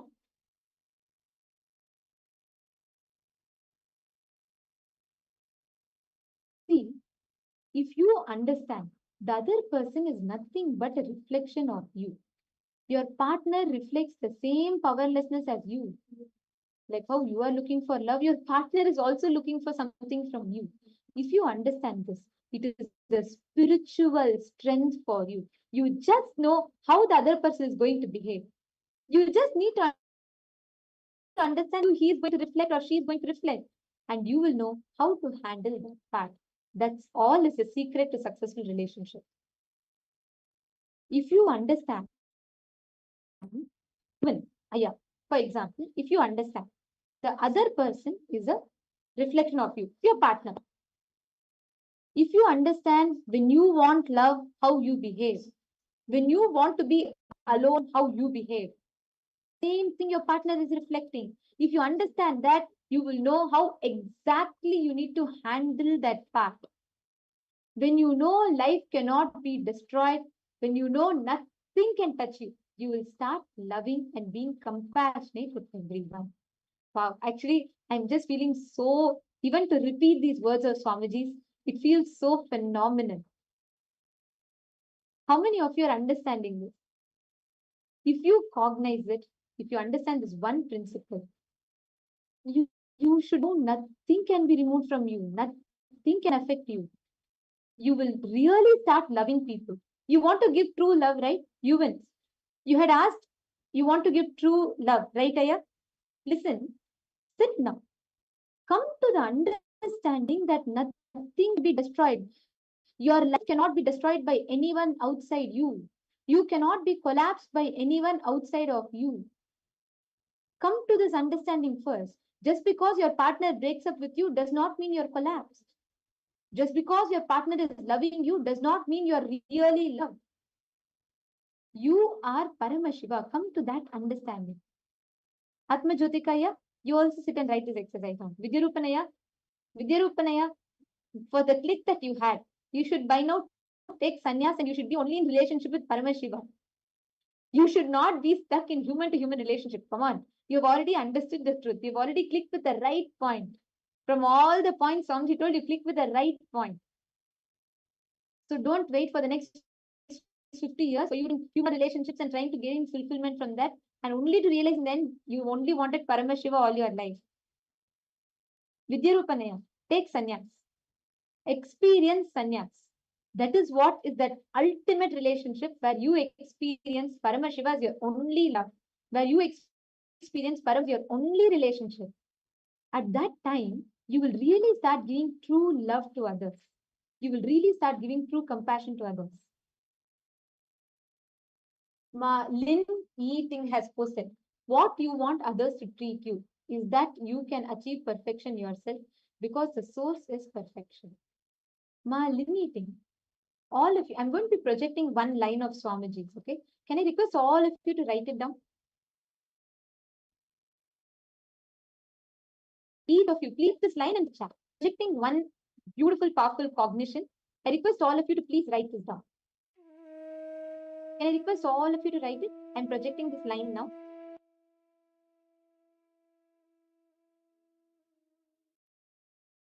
Please, can I request each of you to write this down?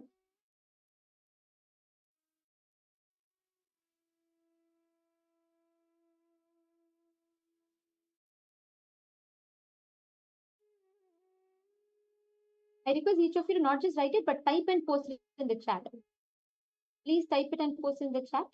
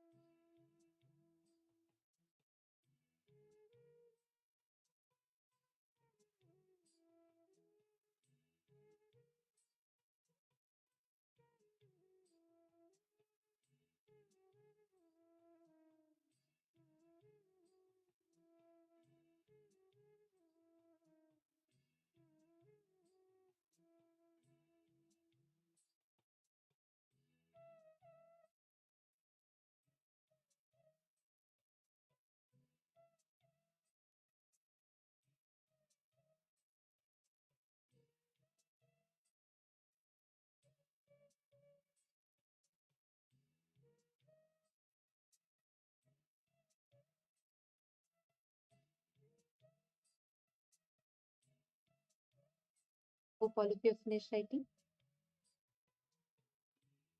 You all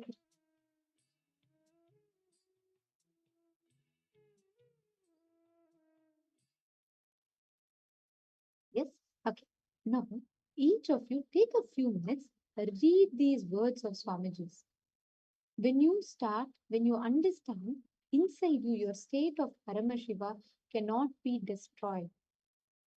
See, you should say, hey, you can never be, no one can destroy me. Your breakup, your relationship, your love, your not love, that cannot destroy me. I am Paramashiva.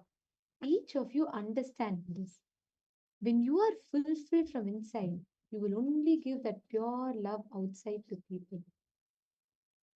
If you start understanding, nobody is a threat for you. You will just give pure love.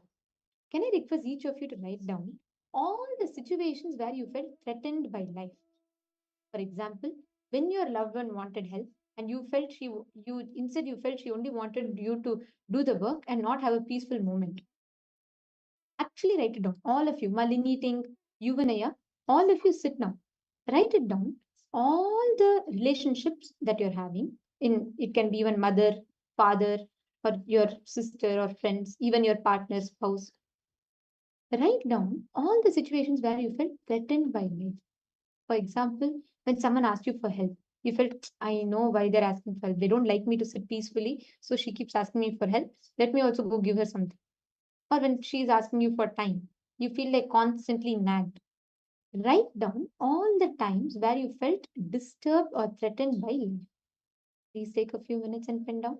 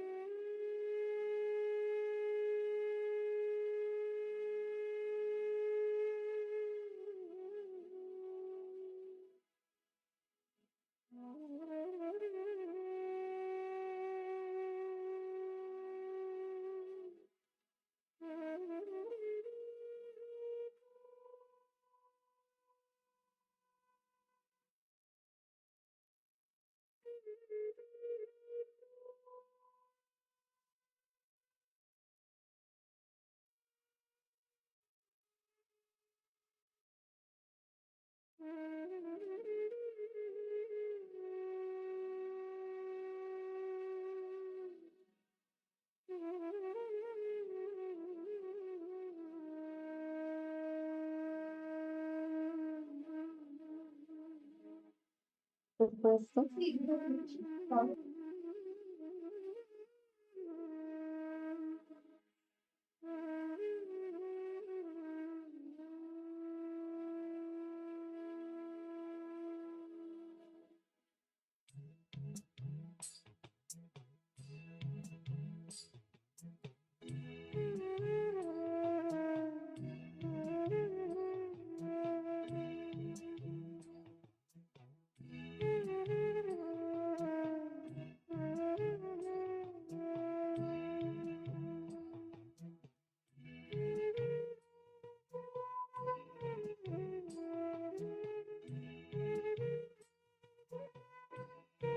Hope all of you have finished writing. Have all of you written this down? Now, in each of the situations that you have written down,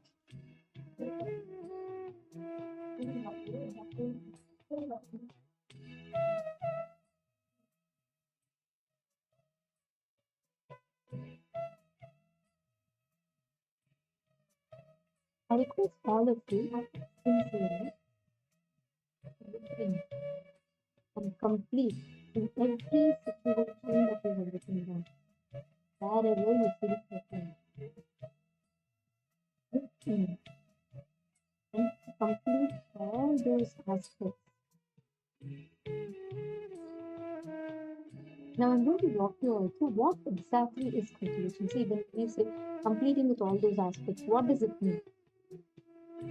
In everything that you've all written down, what, how exactly, because of that feeling of settling, constantly work to get the approval from others outside.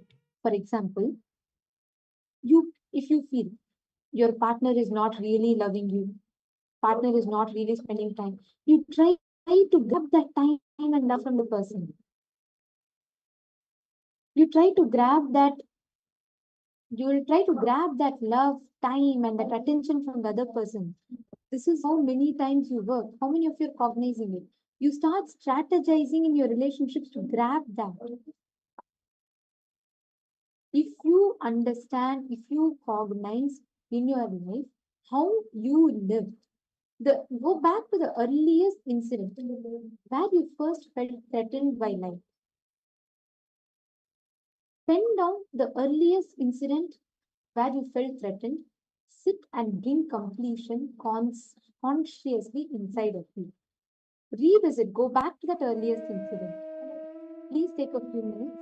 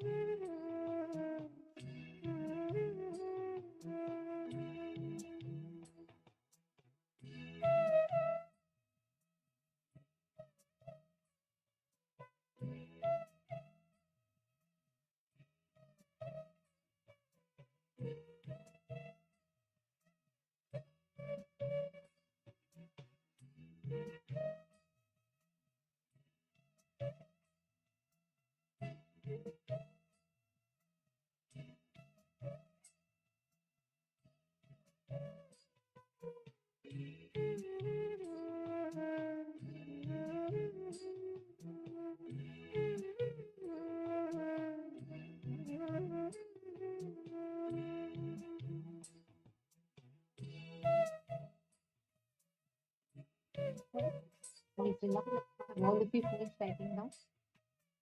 Nithyananda, Mahagupyananda, Masvi Linghan, and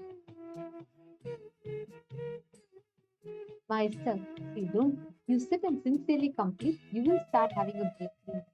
If you just complete with the cognitions, powerlessness, pain that you carry inside of you will start having breakthroughs. You just need to become aware. See, becoming aware of your blind spot. What now all of your writing notes is called a blind spot. If you become aware of your blind spot, automatically you will start dropping from all that suffocation that you may be carrying within you. First, complete with the blind spots that you're carrying. Getting it? So sit and complete with this. And actually, this will lead you to having an amazing shift. If you understand the right cognitions, what makes you have the kind of reactions or responses in life? What makes you have the kind of the constant patterns based response in life? You complete with it, automatically you'll have a shift. Actually, no, we're all going to do a very powerful meditation process. Chinese theme, all those who are here from China, the Chinese world participants. I know it is night for you all, and it's beautiful to see so many of you sitting sincerely and listening, whether it is Atma Jyotikaya and whether it is Yuvin Chingaya and Wu Ji Chi, Ma Nithyananda, Vidirupanaya Mashurni Durga, Yan Hui Jing, Li Lingo, and Have We Chen, Wong Kalili, Chen Dixuan. All of you are sitting here so sincerely. Lin Yi Ting. It is beautiful to see each of you sitting here sincerely. Why don't you all go grab a cup of coffee and come back before we enter into meditation? If you are sleepy, if you're tired, just go get coffee because this meditation is going to be a little long. It'll be 30 minutes or so. But you need to be fresh for this meditation so you actually experience the best results. And Atma Jyotikaya, how is your dance school happening? How is your dance career and dance school happening? Have you manifested what you wanted to manifest? I remember you came a few Paramashivoham seasons back. So how are you manifesting your dance school, the dance career? How is it happening for you?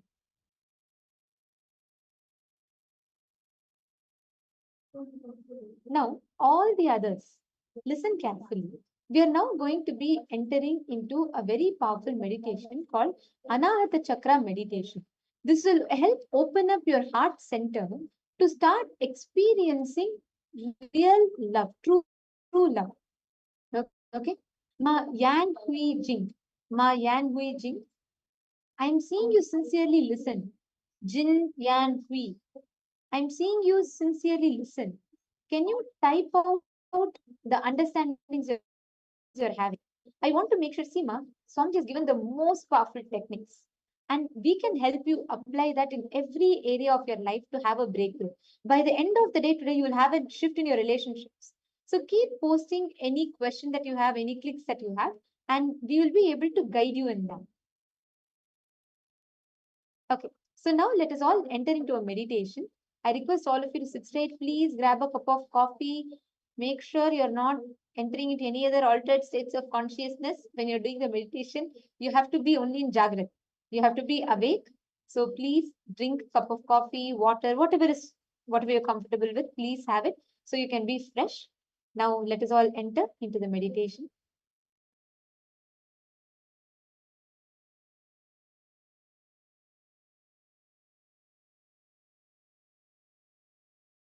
So now let us work on the Anahata Chakra, the heart center, to center yourself into the being. It's a beautiful meditation technique from Tibetan Buddhism. Let me explain this technique, then you will start doing. 4 instructions. Listen properly. 4 instructions. One is sitting straight. Sitting straight means your neck, head, and the backbone should be in one line. Next instruction, let me finish all the instructions, then you do it. Next instruction, closing your eyes. When I say close your eyes, I don't mean close your eyelids. I mean something more. Now, as of now, when you open your eyes, you see all these things. When you close your eyes, you see all these things inside TV. Inside there's a TV going on. You see everything inside TV. Don't do that. When I say close your eyes, I wanted you to shut the visualization portion. I wanted you to shut the visualization or seeing the things inside. How to do that? Whenever you close your eyes, you can always see the eyeballs will be slowly moving. The movements of the eyeballs will be there. Don't do that. Just give pressure from inside so that the eyeball movement stops. Feel, visualize. I think both eyeballs are becoming like a stone. Just for 60 seconds, not more than that. Just for 60 seconds, feel both eyeballs are becoming like a stone. Understand all the 4 instructions. First, sitting straight. Next, closing the eyes. Third, humming from deep stomach. You need to hum. Just do the humming. Let your lips be closed. Just do the humming from the navel center, from a deep stomach. Let me show you how to do.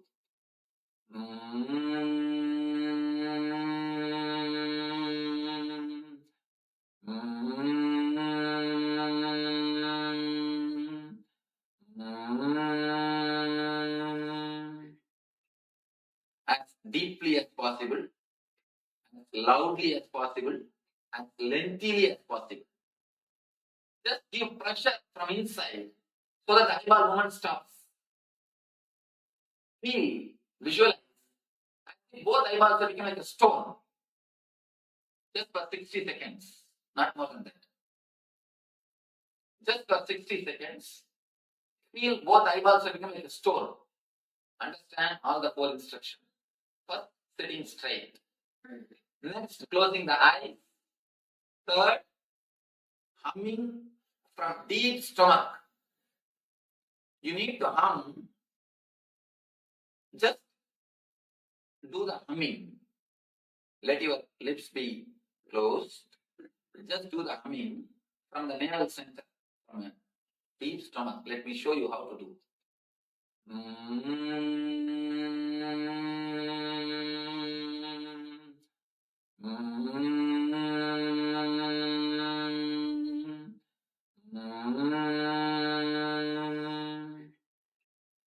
As deeply as possible, as loudly as possible, as lengthily as possible. Are we taking the breath from the mouth? Only from the nose. Only because opening it and You see, when you open the mouth, body takes the whatever is necessary. Actually, when you give the gap, breathe goes only through the nose inside. But body takes a rest gap. That's all. Whether you breathe by nose or the mouth, don't bother. But do it as lengthily as possible, as loudly as possible, and as deeply as possible. Feel your body is an empty vessel and vibrate it totally. Your hands may tremble and your eyes may pour tears. The cough may come out. Don't bother about anything. Let your hands tremble. Vibrate so much so that your whole energy can be centered on your heart. 20 minutes, put your whole effort and hum. And next 10 minutes, sit silently, concentrate on the heart center. In this region, concentrate. Just feel that music is coming from here. You will be listening to music. That music is happening from this place. Just concentrate in this region. Not very tightly, relaxed way. Feel that region. 4 instructions. Sitting straight, closing the eyes, humming 20 minutes, silent sitting 10 minutes. That's all. Yes. when you close the eyes, do you then usually you visualize something or the other? What we should do at that time? Humming time. Humming time, You concentrate more on humming. Don't allow the mind to work. Increase the sound of the humming. Your thoughts will disappear into the humming. The thoughts appear, again increase the sound. Increase the sound of the humming. Thoughts will disappear. No other visualization. Just feel, you can visualize as if you are an empty vessel. Vibrate. That's more than enough. You said the humming should start from the navel, Yes, as deeply as possible. but concentrating on the heart chakra. And that is last 10 minutes. First 20 minutes, no concentration. Just hum totally. Became humming. Vibration totally. Can you show humming just once again? That when you do that,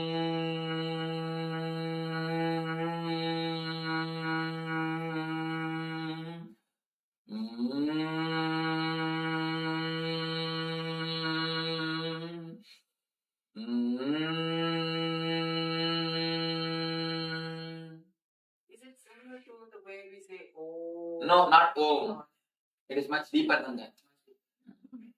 Any doubt in the instruction? Yes. Swamiji, is it starting from the navel?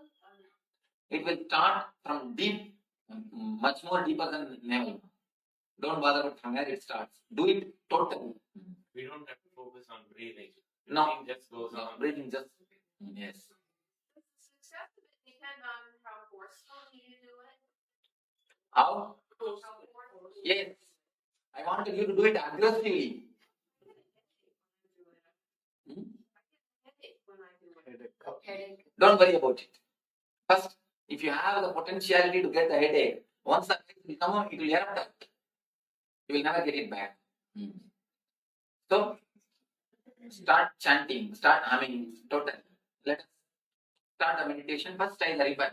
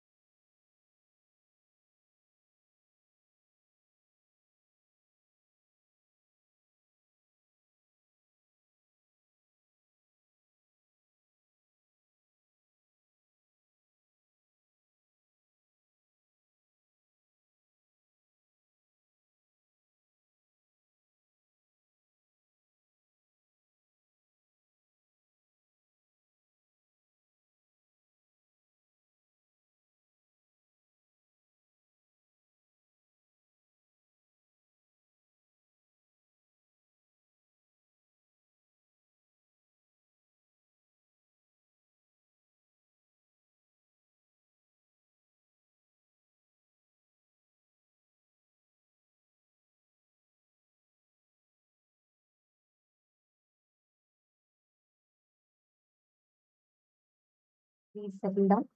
If you can slowly relax. How do you all enjoy the meditation? How is the meditation process for you all? Settle down, you all can relax. Higsin Vengaya and Vuji Chinnaya. How do you all enjoy the meditation process?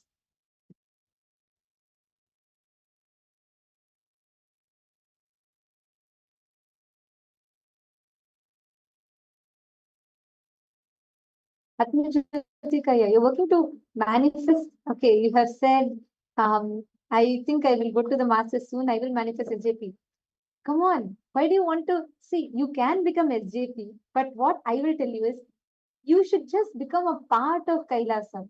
See, it is like you can, wherever you are, you can become a Sarvajñapita Yajaman. But knowing you, knowing that you have been waiting, you want to experience living with Swamiji, you should just become a sannyasi. You see, waiting to manifest funds, it's like you want to first earn money, then you're going to manifest funds, then you're going to become SJP. It is going to take time, but you have a straight path. Swamiji will say, right? The shortest cut between 2 points is a straight line. You want to come to Swamiji, you have a straight line. You just take sannyas and become a part. You don't need to wait for you to work, be under some other boss, work, earn money. You can, but it is going to take time. So, Atma Jyotikaya, you should just come and become part of Kailasa as sannyasi. What for you eating? See, I know how much you love Swamiji. The moment you just connect to Swamiji, the experience that you have had with Swamiji, your whole face just lights up with a beautiful smile, and you're like, yes, you want to experience Swamiji. Then why are you waiting? Your intention is that you have the path, you have the destination. You just need to start your journey, and sannyas is the journey.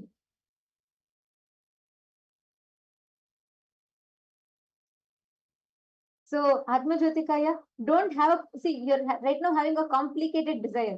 You are wanting to come to Swamiji, but you have complicated the desire by trying to first earn money, then manifest SJP, then make it to Kailasa. No, you have a shortcut, which is the straight path. Take sannyas, become a part of Kailasa. You should understand Atma Jyotikaya, when you have the Guru Bhakti, when your being inside is yearning to be with the Guru, you should just jump for sannyas. Nothing else matters in life. See, for you and Vidyarupanaya, for both of you, nothing else matters in your life. Just come, take a jump to become part and become a sannyasi. That's all.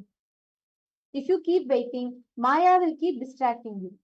When you will start earning money, then you will forget why you are earning the money. Then you will think just a little more, and then Maya will pull you into the delusion. Don't fall into that. You are yearning for being with Swamiji. Now Swamiji has opened the doors of Kailasa. Actually, you should know, already many people from China have settled down. So many Chinese people have just decided to experience Swamiji. They have come and settled down. So why wait? Atma Jyotikaya is laughing. Come on, you should become a part and experience this. Each of you, please post how did you all enjoy? Take a moment and please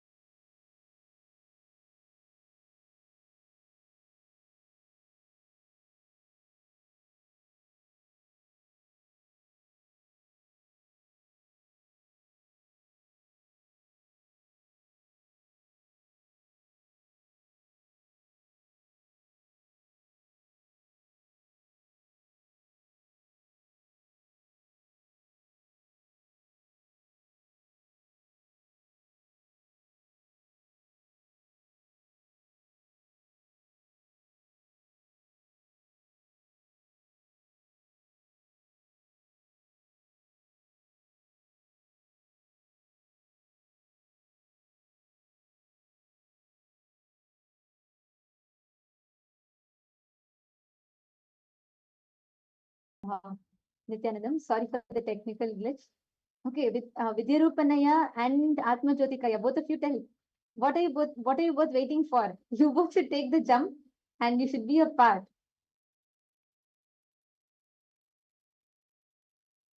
Okay, Atma Jyotikaya has posted, Ma, I just saw that some of my self-judgmental thoughts came from my parents scolding me when I was a child. And then he experienced such an experience. What should I do now? See, it's a very beautiful question. I'll answer it. Your incompletion, for example, all of you listen carefully. And Vidyarupanaya, you also post what you understood. And Vidyarupanaya, when you clearly understand all other human to human relationships are ways, only Paramashiva's ultimate relationship, then you should start the journey towards that, right? What are you waiting for? Okay, so Atma Jyotikaya, I'll tell you the answer for your question. Listen, it is like, I'll give you an example, okay? Let's say a 7-year-old girl. She's in the class. The teacher is asking, who's the, oh, she's asked, okay, the teacher is asking spelling for apple. And then she's telling a wrong spelling and everyone are laughing. That experience where the teacher scolded her, it'll create a deep fear in her that, oh God, I should never speak in front of people because everyone are going to laugh at me if I speak. Everyone are going to make fun of me if I speak. Better let me not speak. 7 years is a small child, right? But at that time, she might have had this experience. Even when she becomes 40, if she doesn't complete any meeting, she might be a CEO having her own job, still she will have the fear to speak in front of people. Same way, what you have posted. You have posted some experience that has happened when you were young. Understand, your parents are not, I'm not saying they're right or wrong.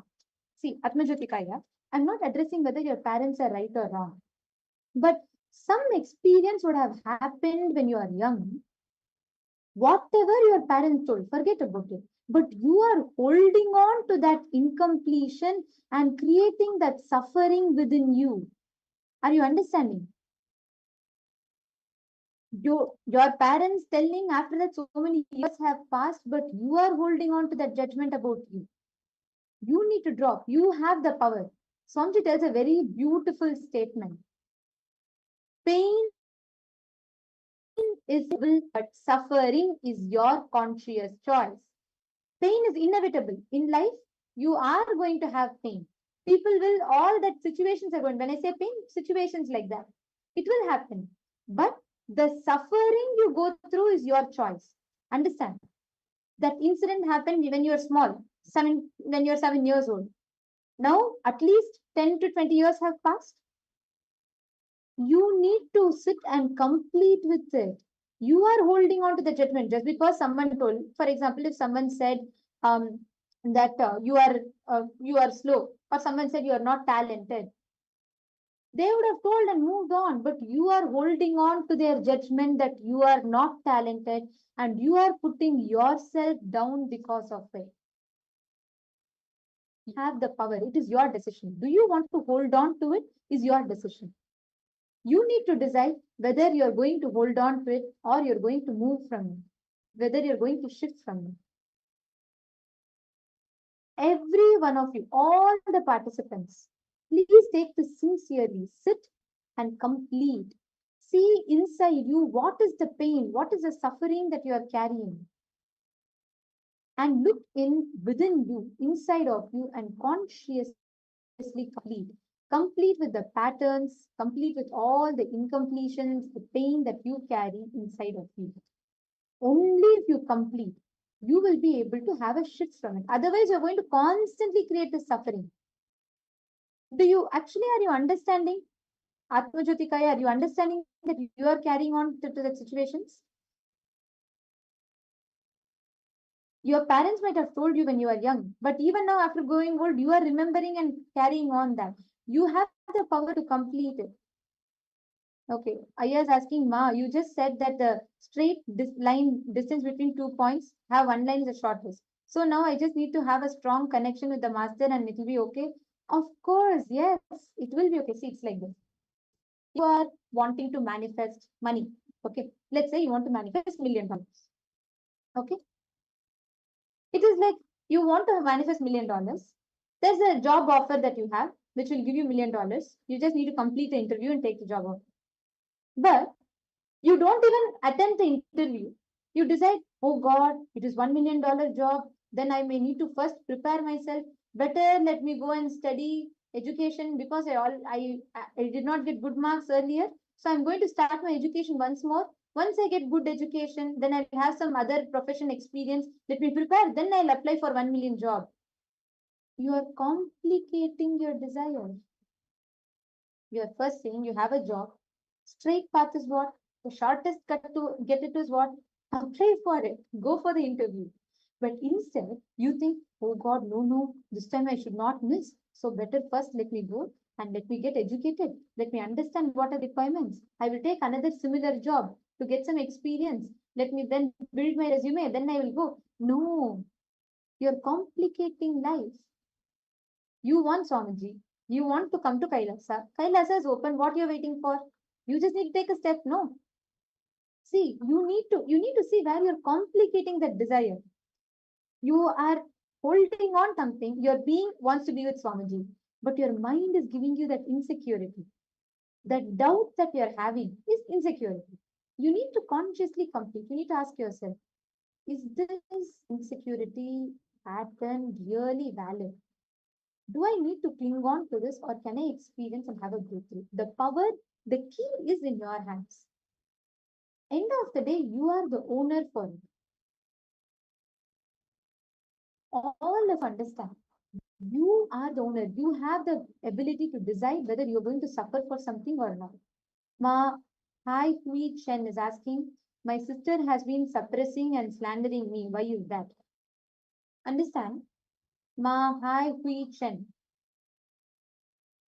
Your sister is a reflection of one of your own part.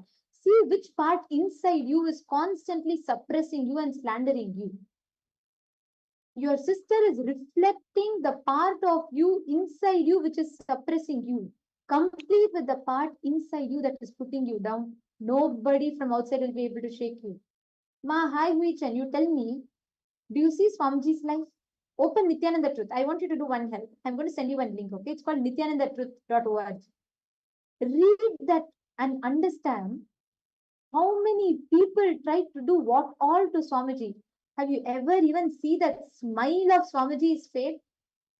No, even when people went to the extent of attacking Swamiji's life, which is the worst possible extent, even at that time, nobody could remove the smile from Swamiji's face. That is why all those who call themselves as enemies, they all come, they all try their best. They come with new strategy each time. They try to become traitors. They try to do this, that.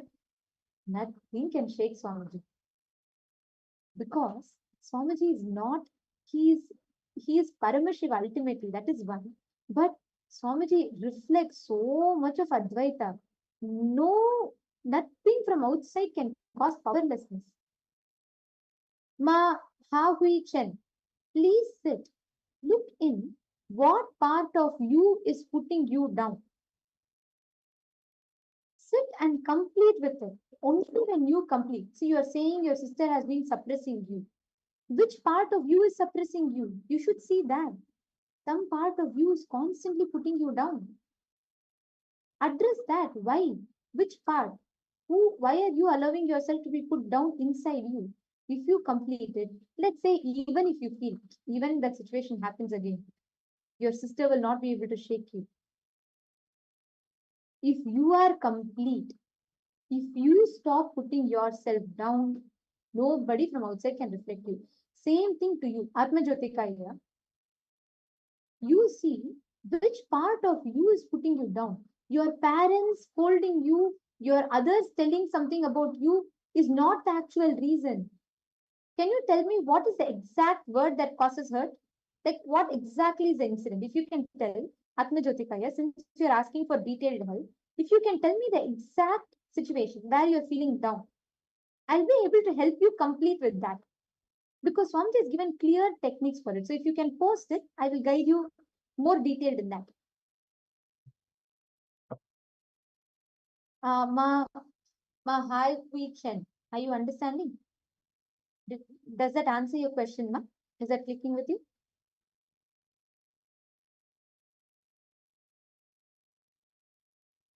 Ma Bella Patel.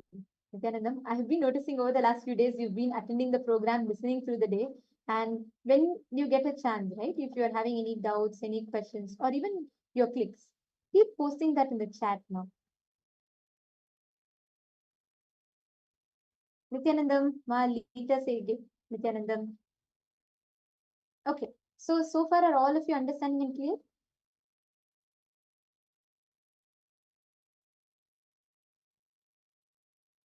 Oh, you went Shungaya, you missed this because you went to translate. Actually, if you attend fully, just see if you can have someone else for today because I really want you to attend the session. This is something you have been seeking for, right? You want to have a breakthrough in relationship. So don't miss anything from today's session. If you are able to arrange someone else just for today, then it will be good, Aya.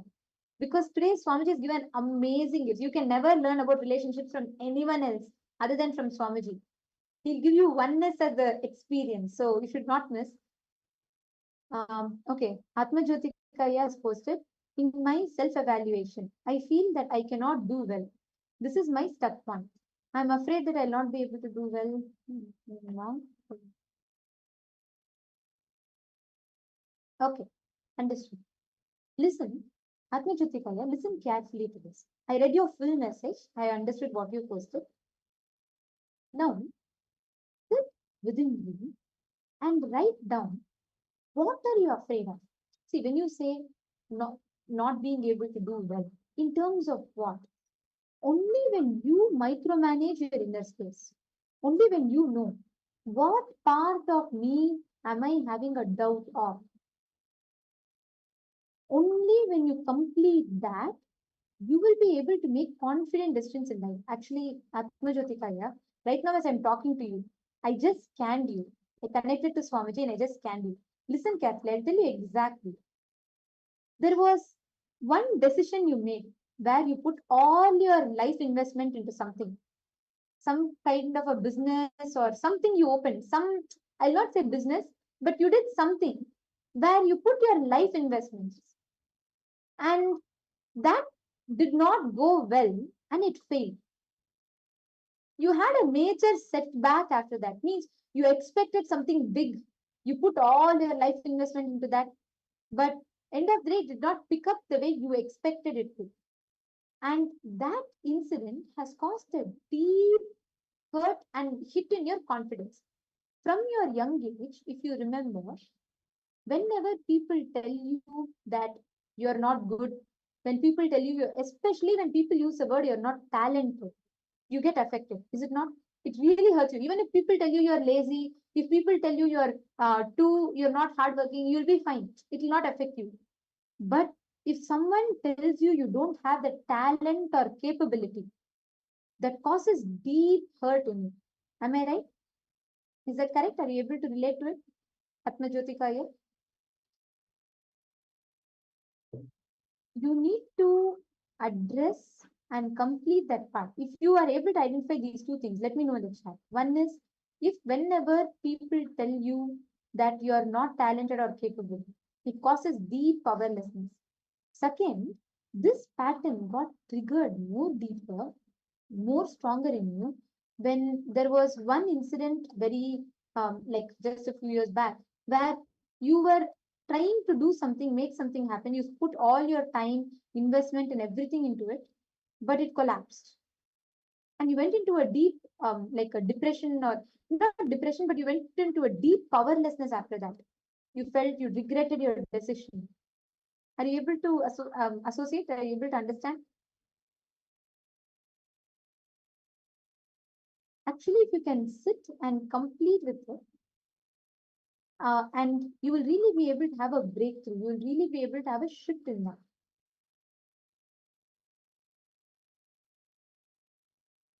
If you're able to understand, post in the chat here. Do let me know. And understand, today in the exercises through the program, sit and consciously complete. When you complete with it, you will be able to have a shift. First, forget. See, listen. Sannyas is not something that happens by logical planning. When you take a big decision, always your mind will give you insecurity. But first, what you need to do is you need to sit and write down complete. Complete with the pattern of feeling insecure. What is making you feel like, oh God, what if this is happening? What if that is happening? This is not meant, and what if I fail? There is always going to be a what if, but you cannot make your life decisions based on that. Now you're actually struggling with deep self doubt and self denial because you believe you do not have talent or capability. You get so affected whenever people tell that it hurts you, so you stop and withdraw from life. You need to sit and complete with them. So Atmajyotikaya, come for Paramashivoham next few days. Let us work deeply into that pattern. Tomorrow Swamiji will be revealing deeper into the principles of your identity that you carry, and day after tomorrow also it is going to be working on deeper levels. So come for the next few days for Paramashivoham. Complete, you will automatically manifest sannyas. And I'm telling you, yeah, really I'm telling you, sannyas is your purpose.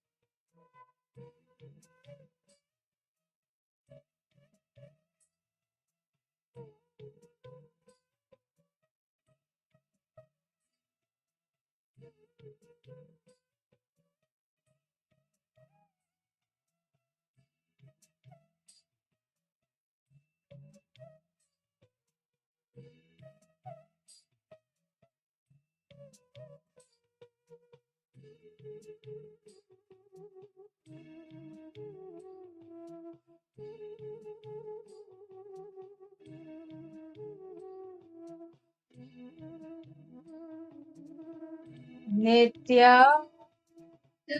Paramasukadam Dvandva Sadrisham Tattvandaksham Ekam Nivanamachalam Sarvadi Sakshibhutam Bhavam Tripurarhitam Sadgurum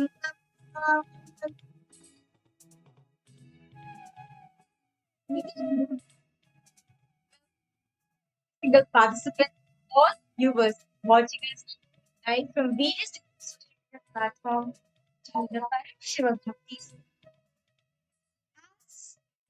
all celebrating the auspicious advent of Swamiji, right? And we are, as all the Paramashivoham participants, and all of you had a very big day today where all of you were learning various secrets of relationship. How do we manifest a good relationship in our life? Can I request all participants to post? Are we audible for all of you?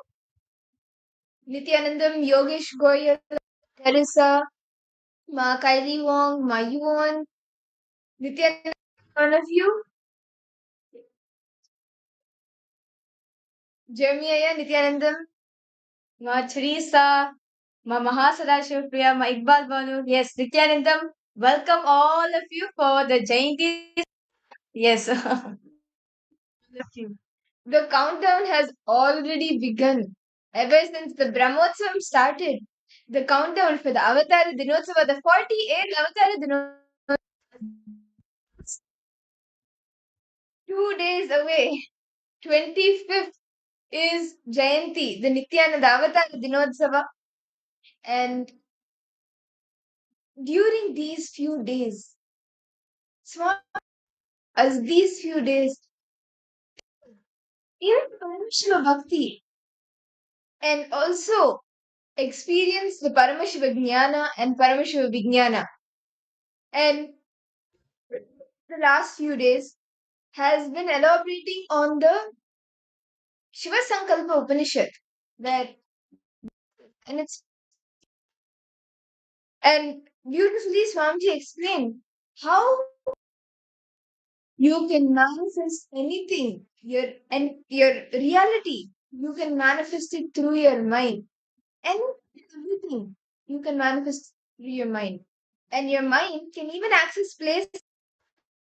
No, that is the power of your mind.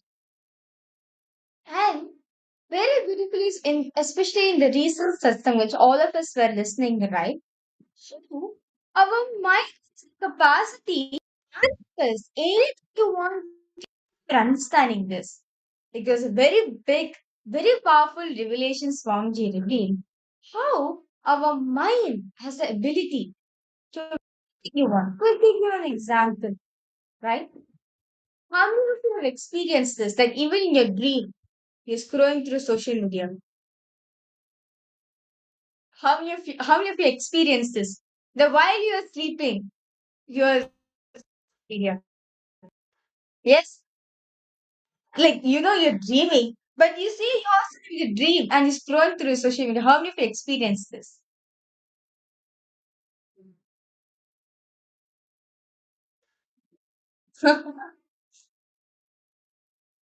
or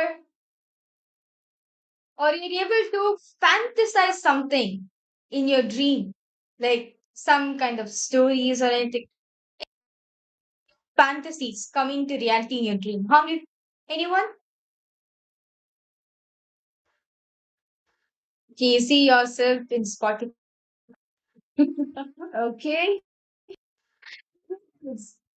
Ma Teresa, Ma Iqbal Bano, Ma Kaidi Wong, So, but still, Swamiji says, see, all this is happening because your mind, right? The mind which you're carrying, because of this, Swamiji says, our attention span,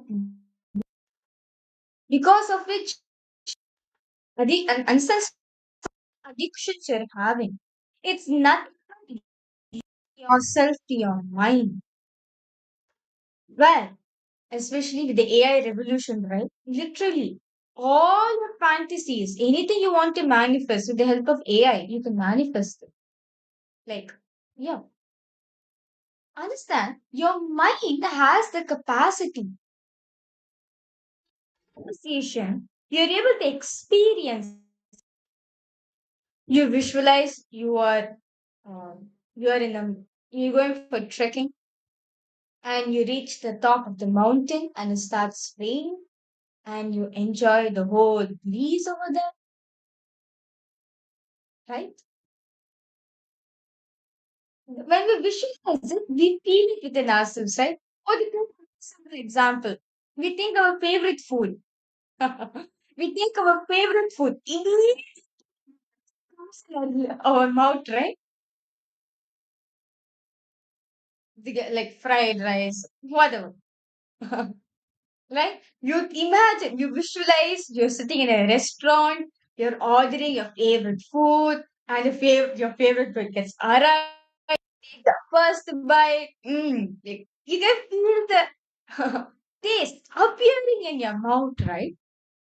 That's the power of your sense. If it's power, wish, even when it's having limitation. Swamiji said very beautifully, state, right? When you're liberating state, your mind can only comprehend to where your body can comprehend because every right state, what you call what all of us, what I hope all of us are in right state processes, right? Because the body is awake. Our mind also thinks to that limitation. You know, where you are, that's what Swamiji says. Actually, your attention span increases. To give an example, when we all listening to satsang, right? When Swamiji is revealing something, when Swamiji is giving a satsang, you'll have intense listening, right? Yes, to the yeah, like there's no inner chatter. There's no inner chatter coming on, right? How many of your experiences, right? Pure silence. At this point of time, your attention span increases. It's cognizing.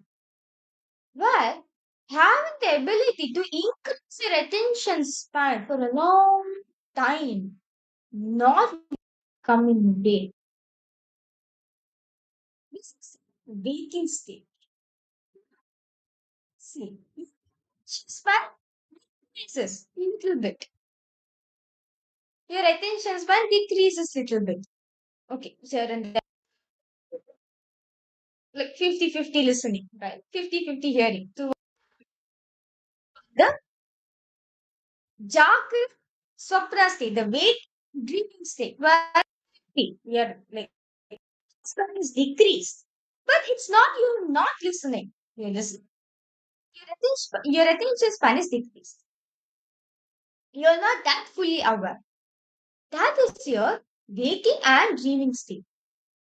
Now, when you completely lose attention span, when you completely this, you are in dreaming state.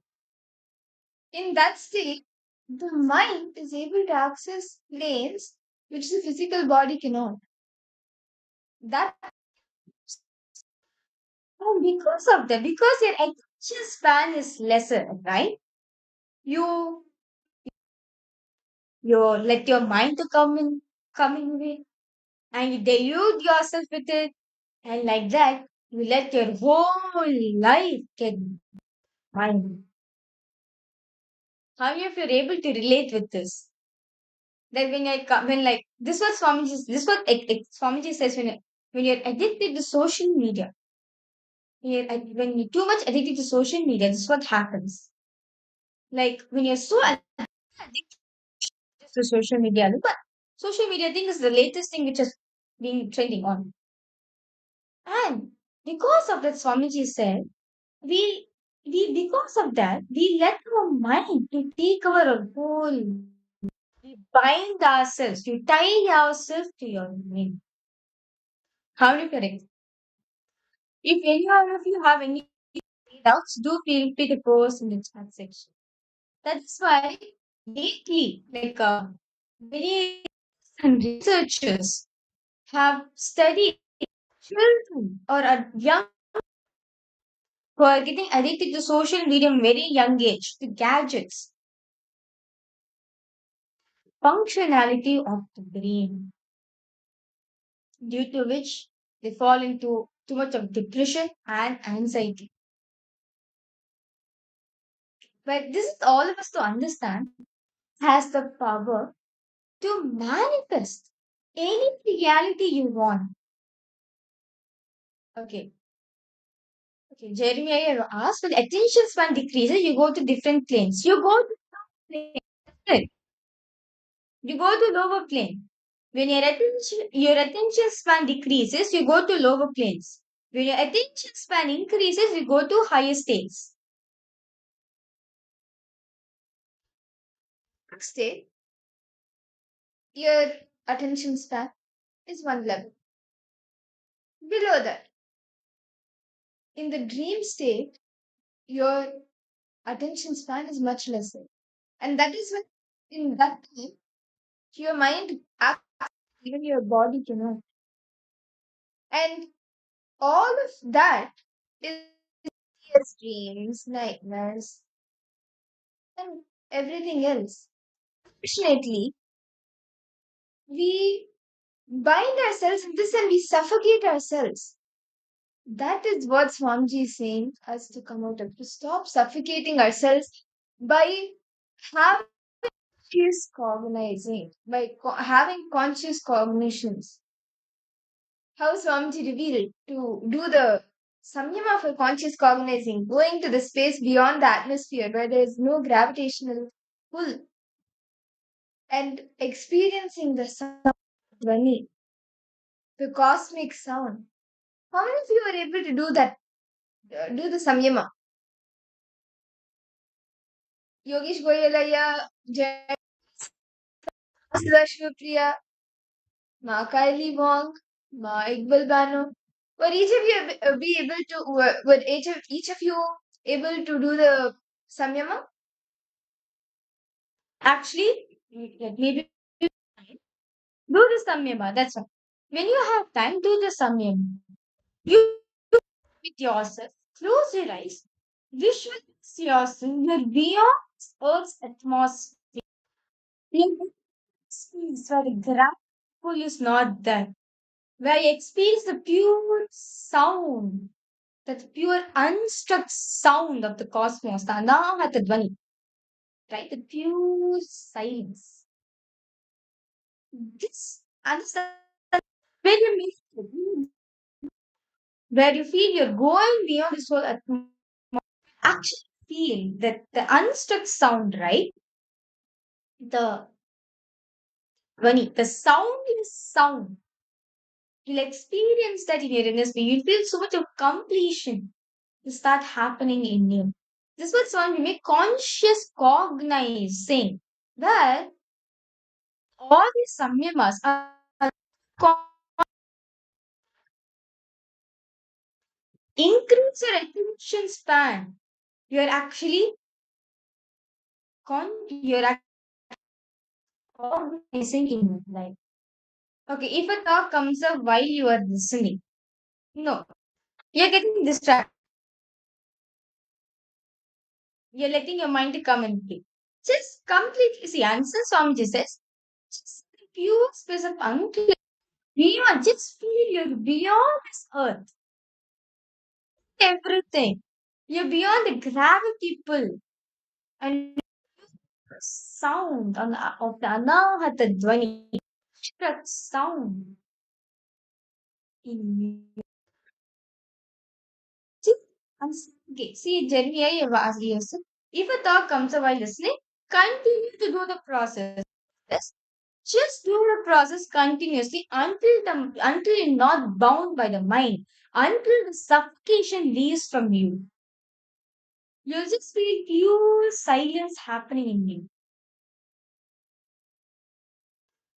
Yes. Swamiji says yes.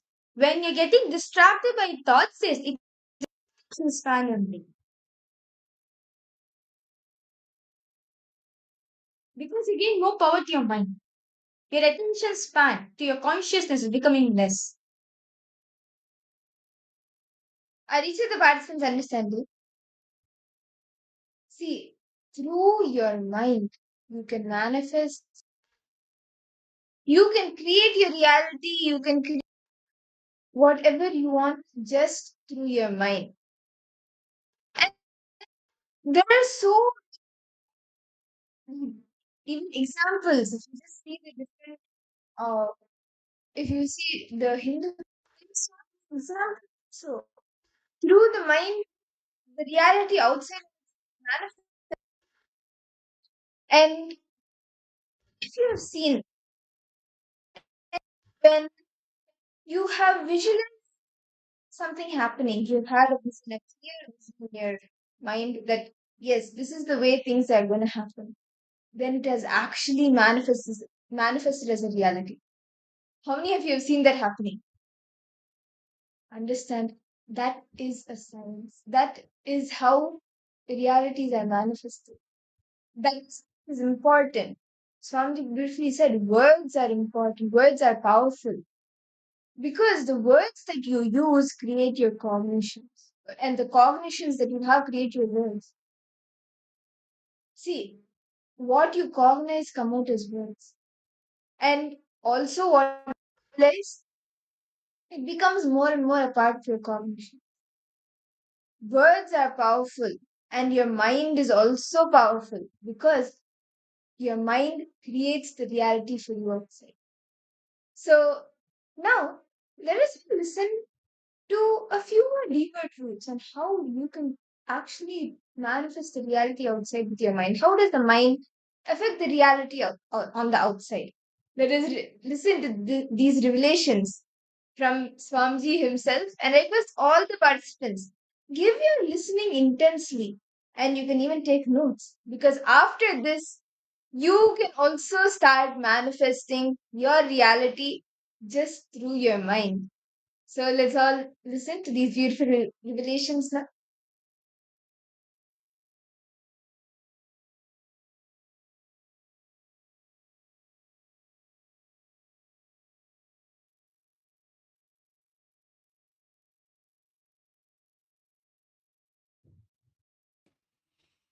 Again, before entering into today's satsang, I wanted to remind all the devotees around the world who are sitting with us now live, please sit in Padmasana, Samana Mudra. Sit in a deep, restful awareness, in unclutched mood.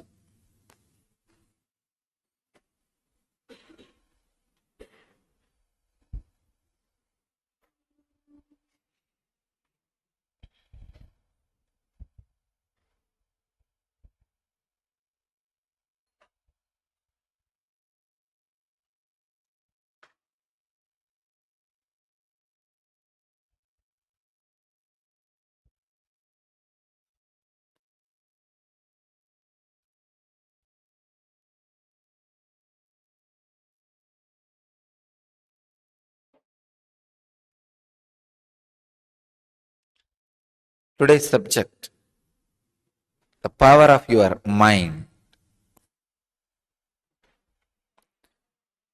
Today we will be entering into the 104th Sutra of Patanjali's Yoga Sutras. In the second chapter, 53rd verse.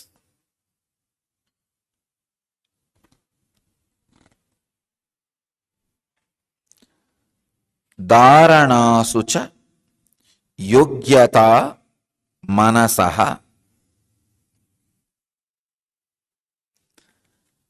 Dharanasu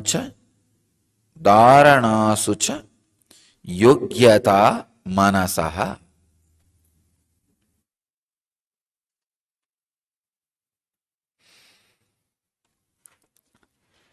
Swami Vivekananda translates this sutra as the mind becomes fit for dharana. Swami Prabhavananda translates as the mind gains the power of concentration. Swami Sachidananda translates as and the mind becomes fit for concentration.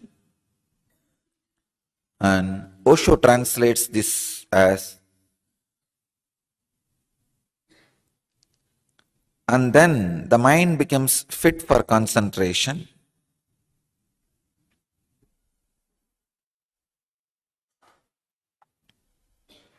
But when Osho explains, he goes one step deeper and he says, the word dharana means the capacity to contain, capacity to become Om, capacity to become Om.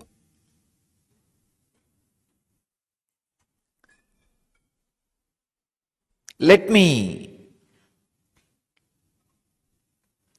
try to give my experience, my version of this great sutra, this great truth. Taranasu cha yogyata manasaha.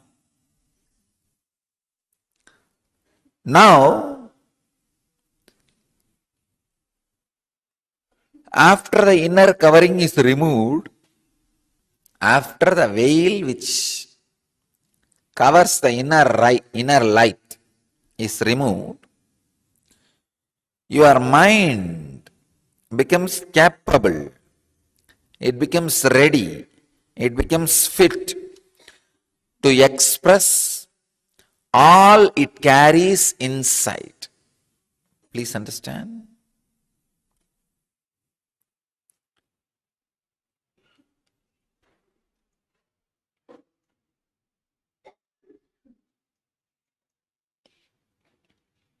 From the sutra,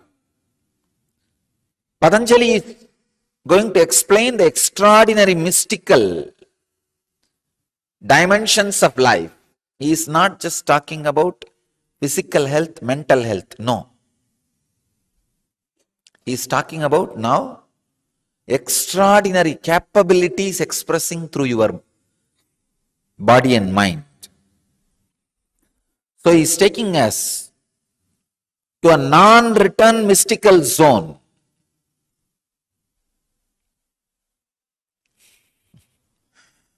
A zone where the mysticism is a living science, a lifestyle, way of living.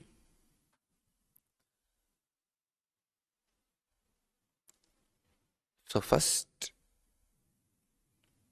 you understand the laws of the life and you raise your coherence to the highest possible conscious coherence. Then balancing your body, preparing your muscle memory to radiate consciousness, then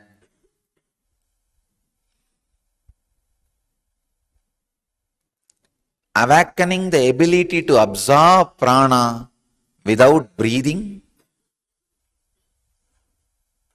Now your mind is ready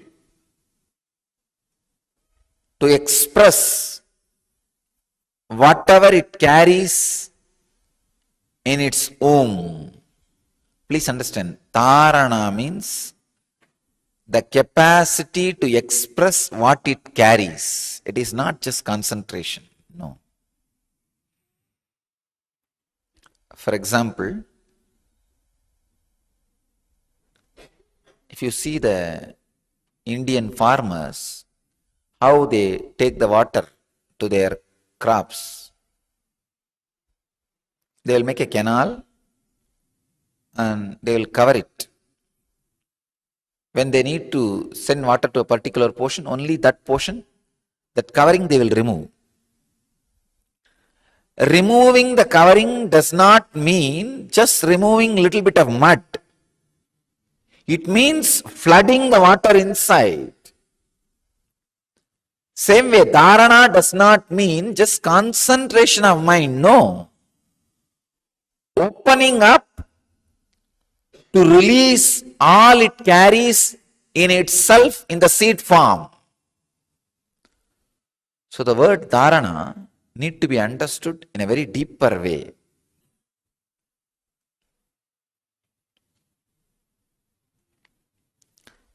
If you are able to absorb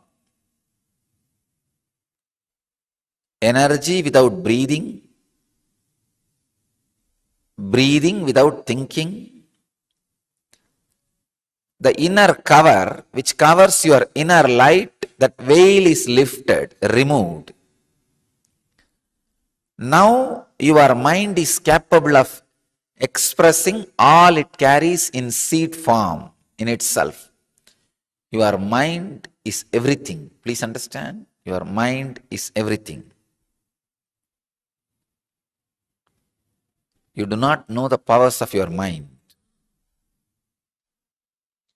Your mind can just like that create any world you want, just like how it creates any dreams it wants within few seconds. It can just put you in different state of consciousness altogether within few seconds and show a different world in front of you. See how you are dreaming. All it takes is just 2 seconds and you fall into the dream. You fall into that unconscious state and you start dreaming.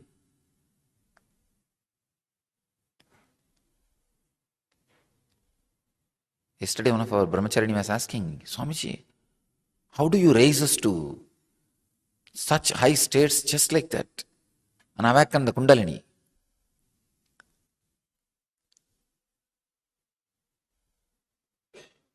For you to fall asleep and fall into the dream state, how much time it takes? Just few seconds.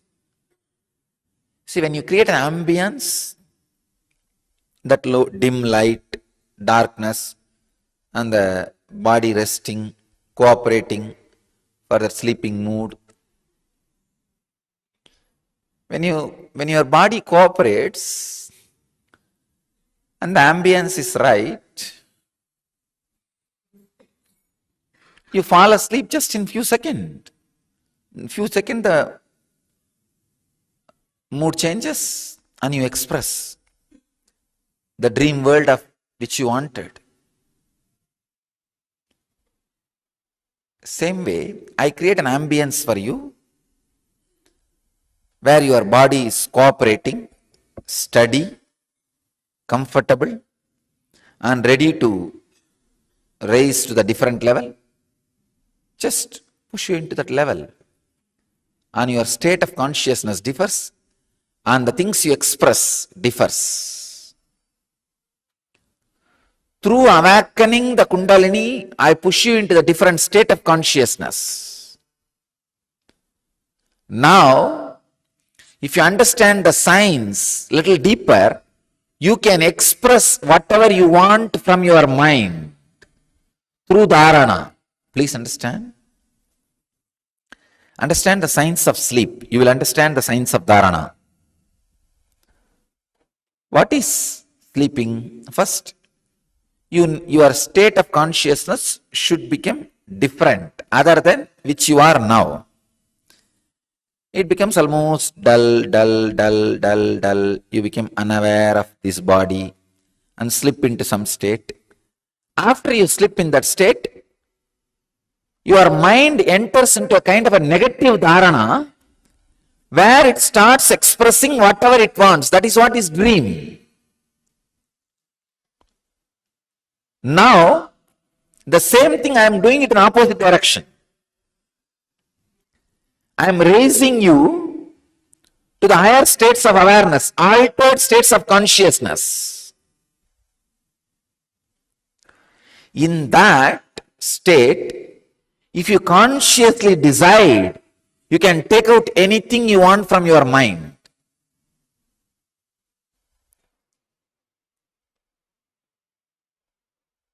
Just like how when you fall into unconsciousness, you can project anything you want as dream and live. When you are raised to consciousness, you can project anything you want and live. The science and ability to project anything you want and enjoy is dharana. Please understand. The causal body where all engrams are stored, all possibilities of mind is stored, is available to you when you fall asleep or when you raise to a higher state of consciousness. When you fall asleep because of your unconscious, some useless engrams comes out and you project something and see. That doesn't leave a big impact on your physical life, this plane. But when you raise your awareness, same causal body comes under your control, but anything you take out of causal body consciously becomes reality even in this plane. That is the difference between falling asleep and dreaming and raising the awareness and projecting what you want to project. Difference between sleeping and dharana. We may think, if sleeping is useless, then why should we enter into dharana? In sleeping and dreaming, when you come back, it doesn't leave a much big impact on your real life. Or what do you think as real life? But when you raise the consciousness through Kundalini and awaken those dharana powers and come down, that creates a tremendous impact on your whatever you call as real life. Please understand. I'm so happy. Just today morning I was contemplating on this sutra. I realized the greatness of the Siddhas, Patanjali. I am feeling they are taking us all through. Whatever I am talking is becoming reality in this whole batch. When I spoke about this breathing without thinking, I saw hundreds around the world experiencing it. When I spoke about absorbing prana without breathing, I saw hundreds experiencing it. Now, when I am talking about expressing capacities of your mind, I am seeing very clearly. Many of you are ready now to be pushed into the space of dharana and start expressing the powers of the mind, capacities of the mind. I'm seeing very clearly. By the time I complete these techniques on dharana, at least few hundred will be experiencing these great powers like materializing, teleporting, or seeing the future, giving intense healing to people's engrams itself. I'm able to see the Siddhas, great Siddhas, including Patanjali, are all here.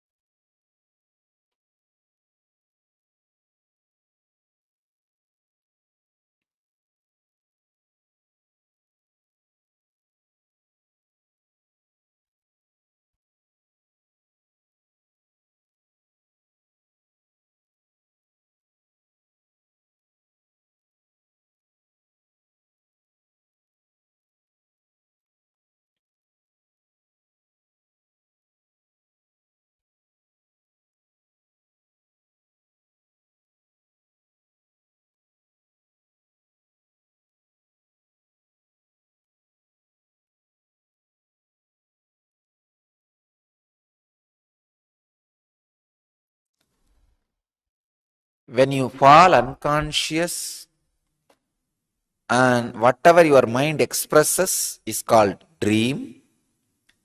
When you are in conscious, whatever your mind expresses is called creativity. When you raise to superconscious and whatever your mind expresses is called higher worlds, that capacity to express is what is called dharana.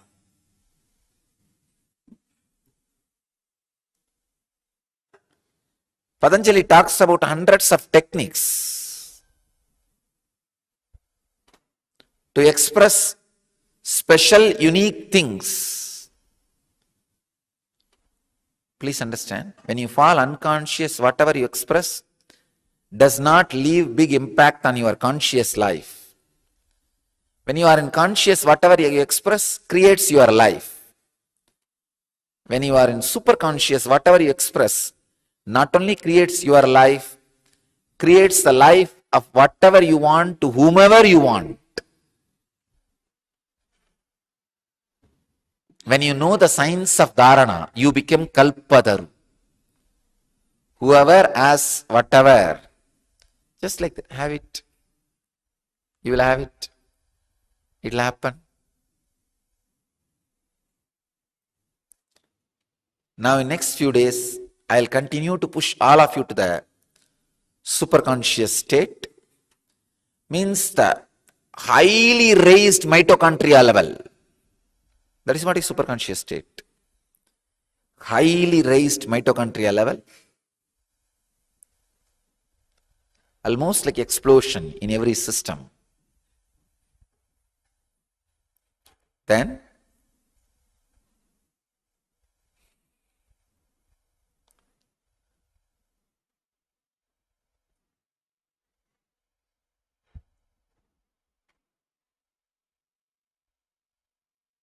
you will learn the science of dharana, expressing whatever you want.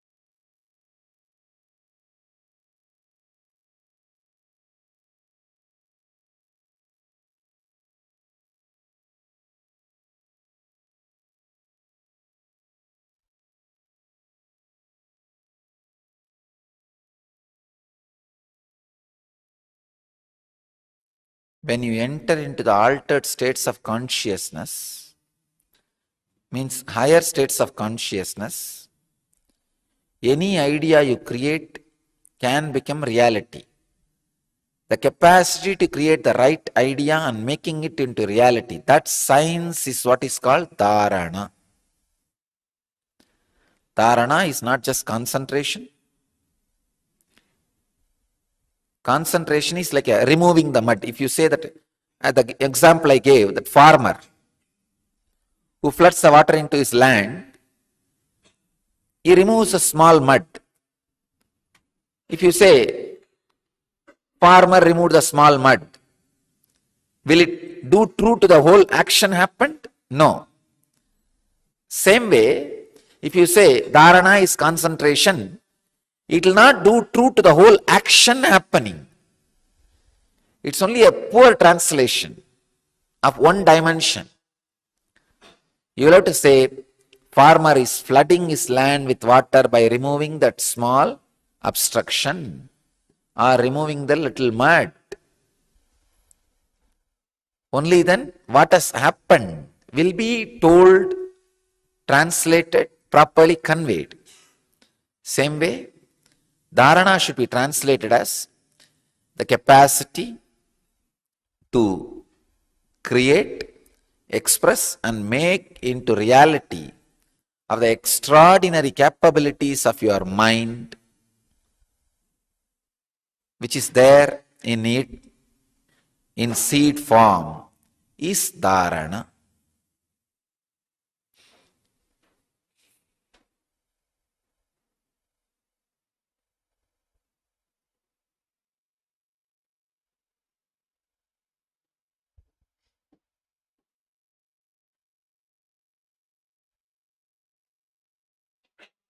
I'm seeing we became experiential mystery school.